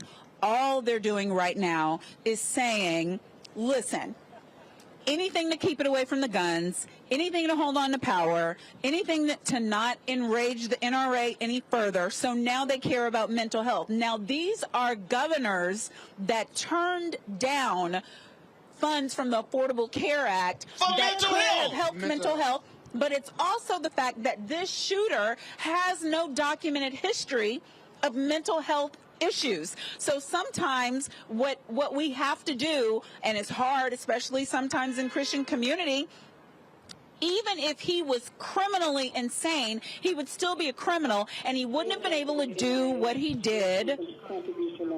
What is that? He wouldn't have been able to do what he did if Texas hadn't changed the age that was required in order to buy a gun. This 18-year-old could not walk up to a bar and order a beer, but he could purchase AR-15s, and that's why we're really here. I don't care what else they try to turn it into. It's not that. That's why, to me, this is stupid. Last year, Texas lowered the age to buy a gun. This guy bought a gun on May 17th. On his 18th birthday, then bought another weapon on May 20th. 2 rifles. I mean, within 3 days. And at the news conference, Abbott goes, well, for 60 years, Texans have been able to buy long barrel weapons. And for 60 years, we haven't had any issue, only until the last few years.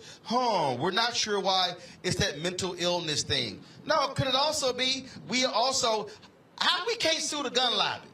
Like, I mean, when you start, we're going to play a little bit in a second after you comment. What happened on the Hill today, they've been blocking, confirming somebody for the ATF director. Because how in the hell you super law enforcement, but you don't want an ATF director because they don't want somebody dealing with the guns? Yeah, it's just complete hypocrisy. And you know what? Let me tell you something, Roland. America is comfortable with the carnage. America is comfortable with these young brown kids being shot down by another young brown kid from mental health who couldn't get access to mental health in Texas. Why do I say that? It pains me to say that. But after so many mass shootings and walking around, I was in California this weekend, and it was just weird, right? I was in a new place. And for some reason, I kept thinking, you know what? This could be a place for a mass shooting. Why am I thinking like that? Because it's become routine. We don't even do tributes anymore when you have mass shootings. We must have had 20 already this year. America's comfortable with it. They're outraged with it. They're disappointed in it. Their families, if they're not affected, we focus and just move on. Something is very, very wrong. We don't want to prevent it, and then we lament it. One last point on the police. I'll transfer this to the police. Why do the police solve crime? If I'm a victim of a crime, why do I care that you solved it? I've been violated already emotionally and practically. Why not put all our money into crime prevention, community policing? If a police presence stops a crime, why isn't that more effective? Most police departments won't do it, or they do that plus, right?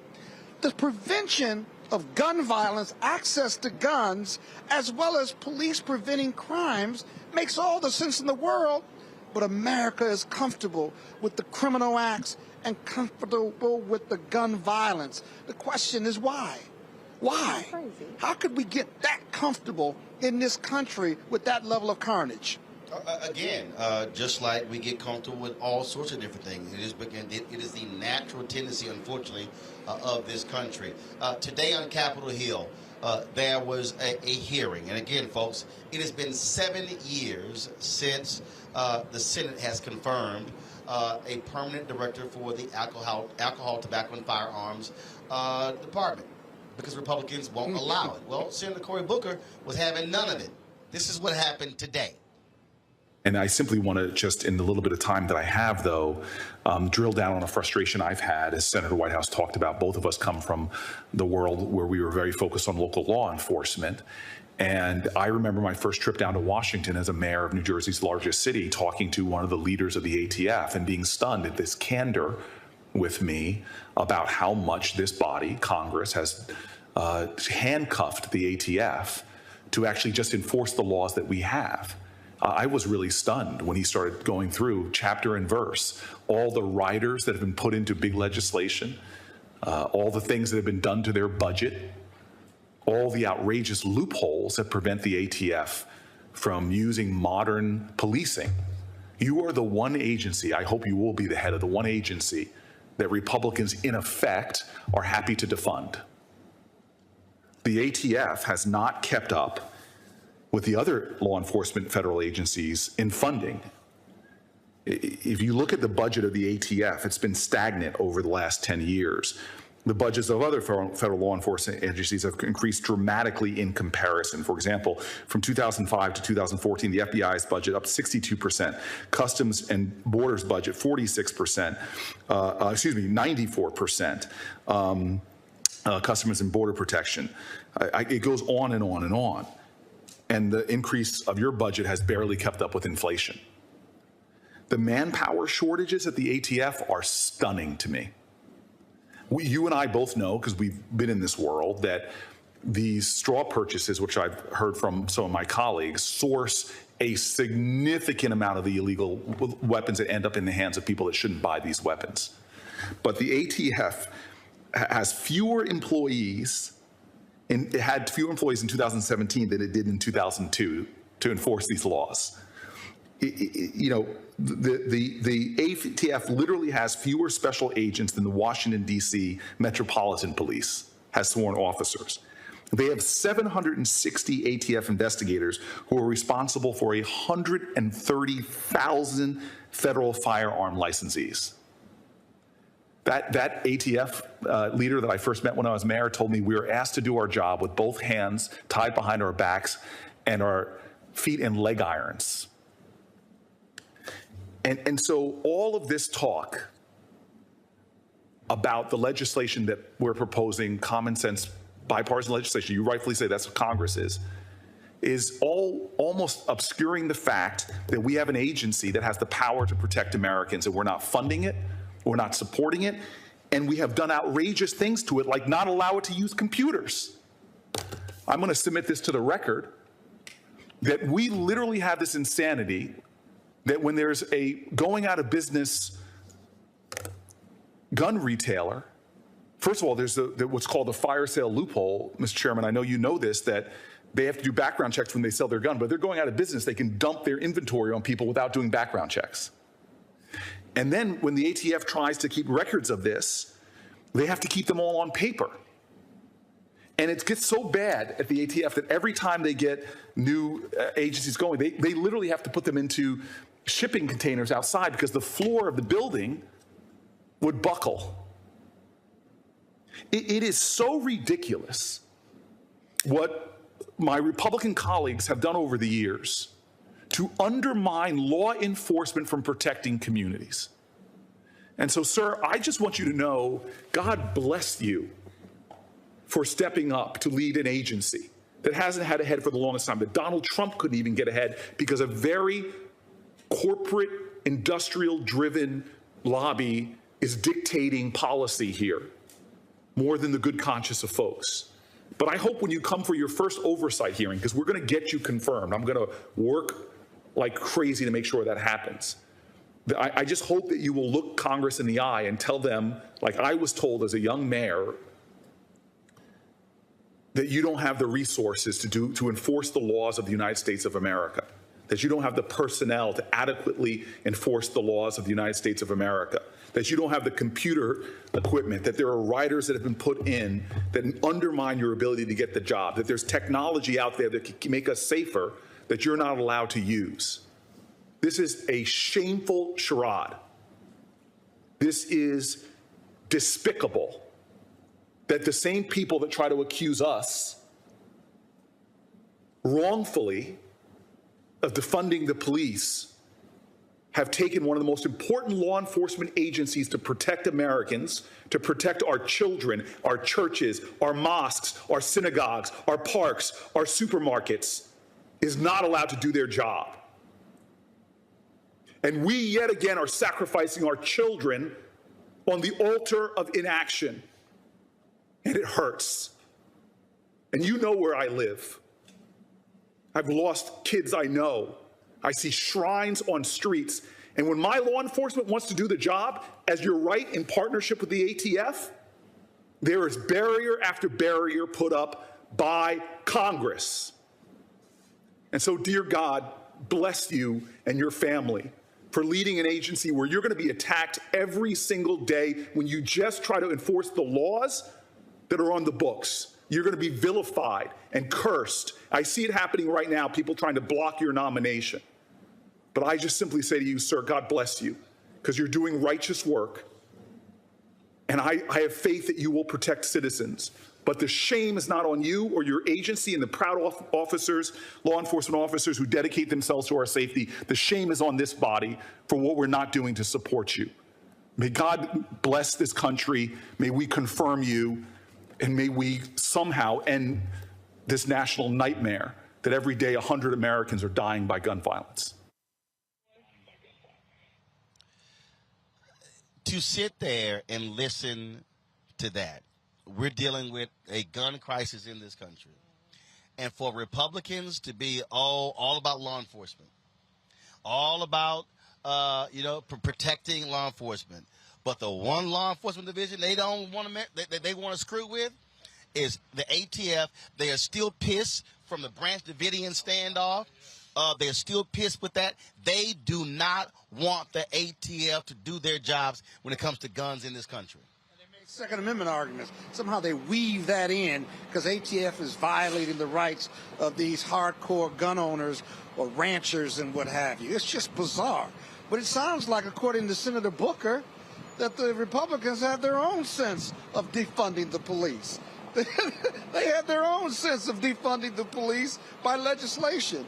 And ATF, which is the enforcement agency, you couple that with access to guns and the killings of kids, it's beyond a gun problem. It's an epidemic of violence. And until it starts to hit people who can vote and pass legislation, at some point, all of us are going to be affected by this gun violence in schools, these mass shootings. We've all been affected by gun violence already, but now the mass shootings. You can only do that so often. Eventually, our families, extended families, are going to be affected by it. And then you've got to really say, where does the blood? Whose hands is the blood on? And it's safe to say the blood of those children, those brown children in Texas and elsewhere, on the hands of the Republicans and those who had the power to do something chose not to. Mourn our young people who have been victims of mass shootings in our schools. It's just deplorable. Right, no, and we are all affected right now, Scott. It's not that we're going to be affected. You know, as a parent who still has to send kids to school every day, I remember 10 years ago when I heard about Sandy Hook, I fell to my knees. I was not just mortified, I was stunned. When this happened, I wasn't stunned at all. Still mortified, still pained, but nothing about it surprised me. Can you imagine, hold on just once, can you imagine, as a black mother, as any mother, sending your kids to school one morning, and at 3, 4, 5, they don't show up, and you turn on the news, and there's been a mass shooting at your school where your kids are. Can you fathom that? No, what I can't fathom is this is probably the moment where, and look, I've been a journalist since I graduated from college in 1991, and so there's sort of a zone that we go into in covering any of these stories, and it's just you like go into it and you completely remove emotion, because you're just sort of locked into a reporting zone. But probably last night, the one moment where I couldn't go into that zone was when someone posted that the families were taking DNA swabs. Yep. And the moment you heard that, what you knew is that they could not recognize those bodies.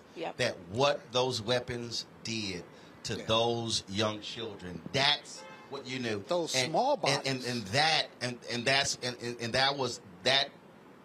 That rocked me there.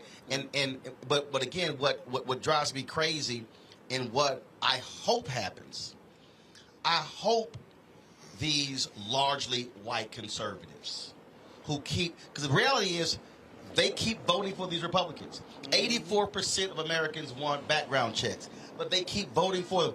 I hope what happens is that people say on this is it. This is it. Yeah. Final comment. Enough is enough, right? That they finally say enough is enough, and that some consciousness on the part of the Ted Cruzes and the GOP, that someone has some consciousness and can impact beyond prayer, beyond I don't want to hear their thoughts and NRA. prayers. I don't want to hear it. Right, exactly. Because of the hypocrisy of it all.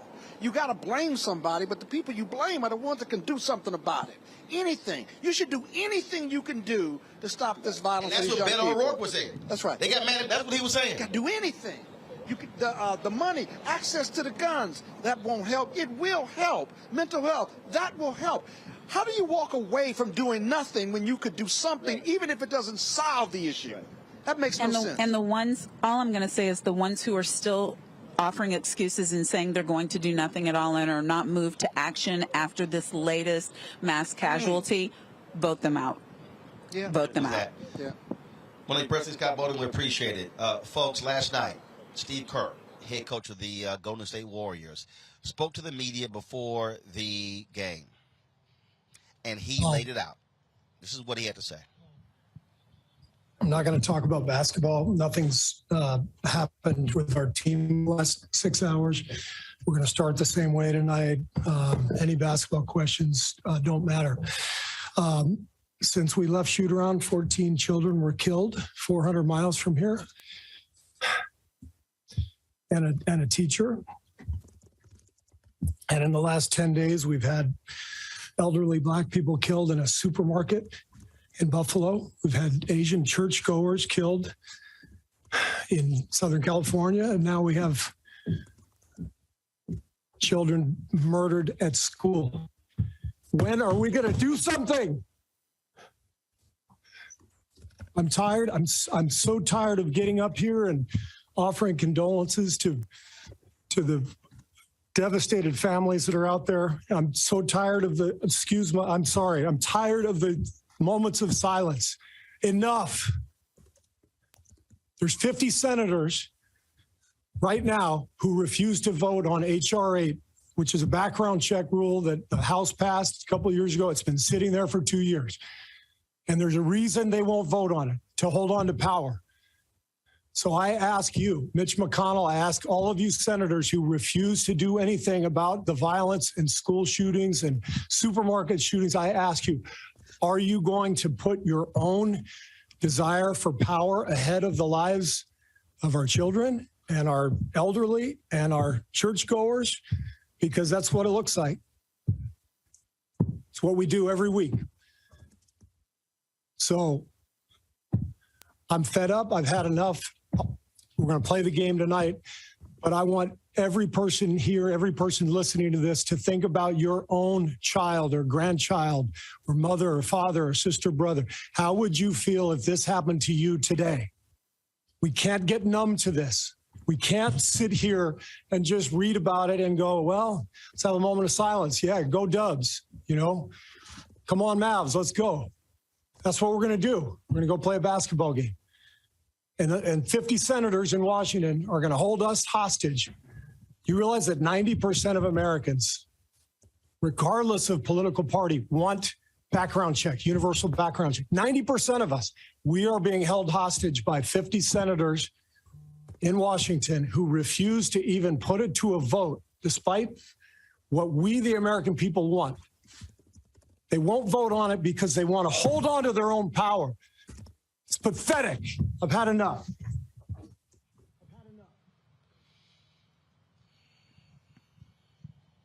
I think Steve Kerr certainly speaks for millions of Americans. Our final story, folks. Today, dozens of black women leaders and allies had a call to action rally in front of the U.S. Supreme Court. The speak out and silent protest was urged the passage of the federal voting rights legislation, calling on Congress also to protect reproductive rights for women that they say are under attack. We all have the right to have children or to not have, but also get the care we need to raise our families in safe and sustainable communities. As we have witnessed already at the state level, and I'm right there in Mississippi, seeing abortion bans disproportionately affect women of color and low-income women. And these women face systemic and legal barriers accessing not only abortion, access to housing, accessing food. And we know that this is due to centuries of systemic racism and that black women are impacted the most. And so black women, you know, we face food insecurity, incarceration, lack of access to contraception. Today, here, saying that Congress must do its part to protect voting rights and also women's access to reproductive health and reproductive justice. We will not be silenced. And I have a young person that's going to come up and tell her truth, my daughter, Kaita Welcher.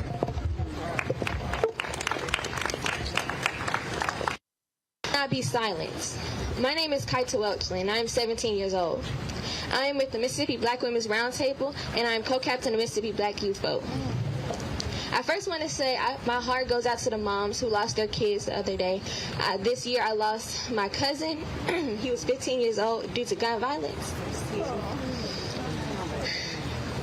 Take your time. Take your time. Take your time. Take your time. Should I be used to this? Fighting every year for basic human rights? Should I be used to being okay with being told what to do, what to wear, how to act, what to say? Should I be used to being controlled by this society and government? Do you want me to be silent?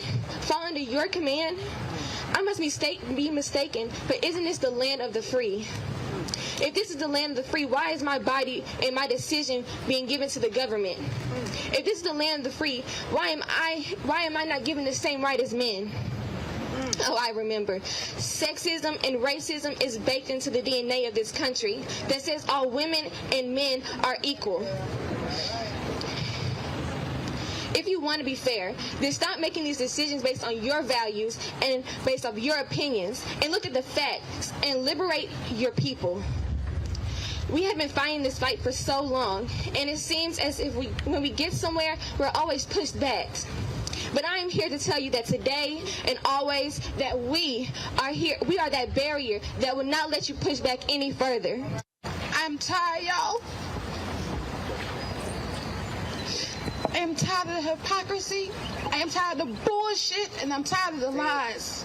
You cannot say you care about babies when you don't have sensible gun laws. You cannot say you are pro-life when you let our kids get killed in the streets.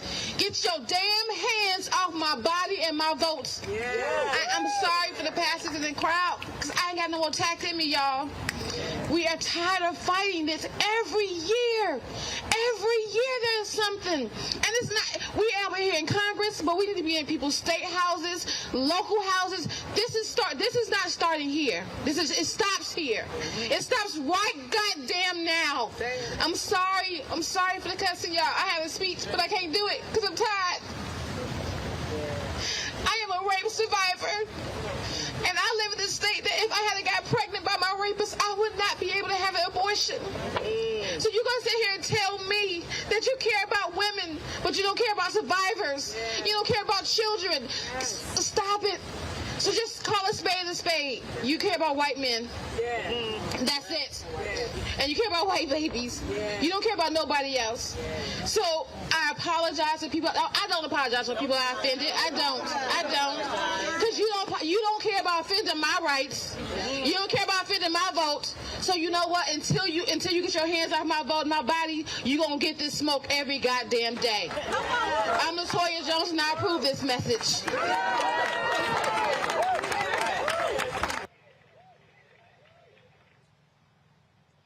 All right, folks, let's go to today. Let's go to Louisiana, where Reverend Dr. William Barber, the Poor People's Campaign, joined forces with Step Up Louisiana, organization fighting for educational and economic resources. He tweeted today, we are standing in solidarity today with Step Up Louisiana, LA, and others demanding living wages and safe working conditions from Dollar General executives during their shareholder meeting.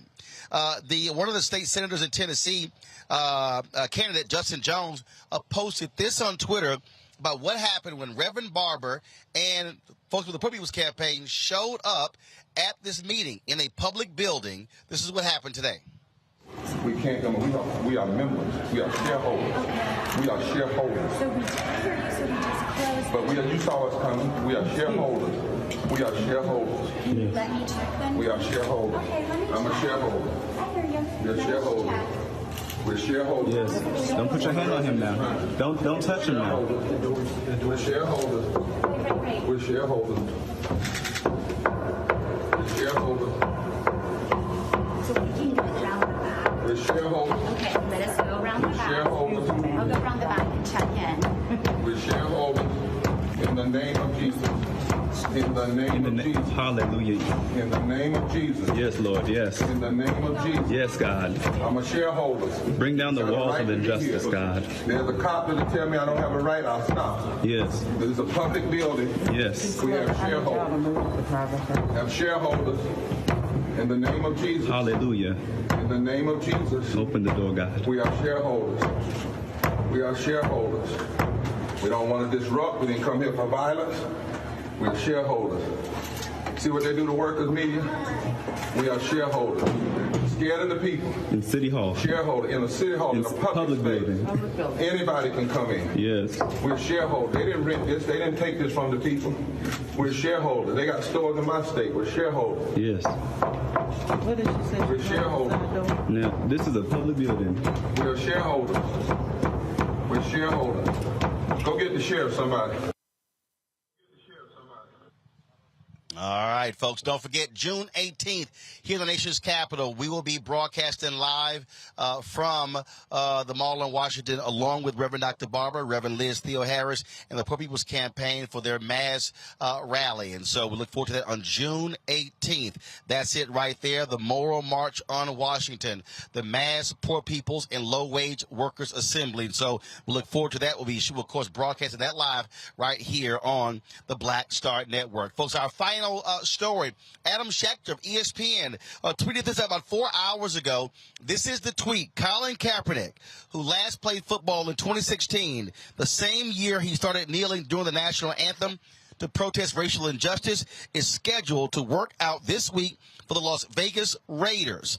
League sources tell ESPN more NFL League Now. And so this is the tweet that they actually posted.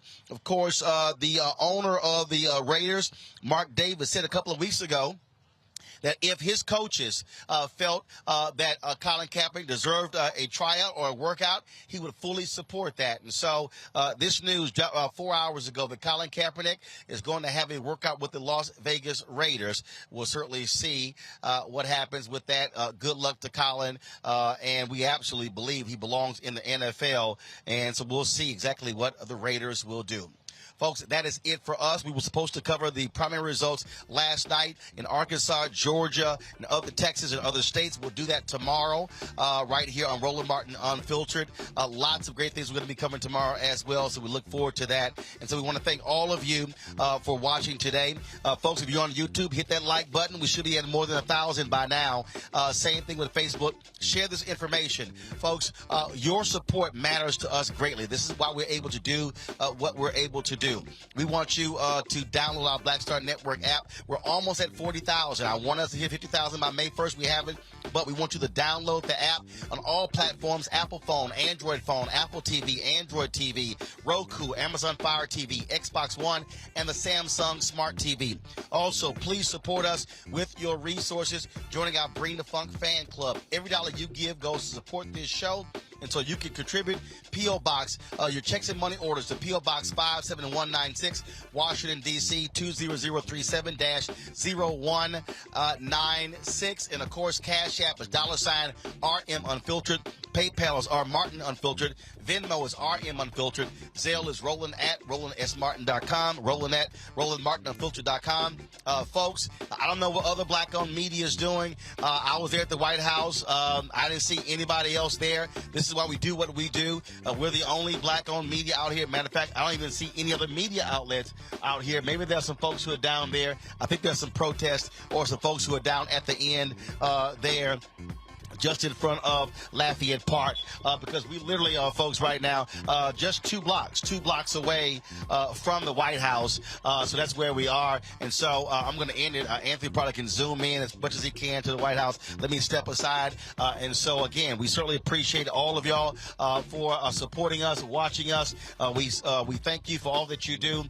It was indeed a good day. But as you heard our panel say, signing of that executive order was a first step. It is not the be-all to end-all, so we certainly want to see more things happen. So we want to do that. So, folks, that's it from us, from Black Lives Matter Plaza, here on the 2nd anniversary of the death of George Floyd. Well, thank you so very much. We'll see y'all tomorrow. Holla!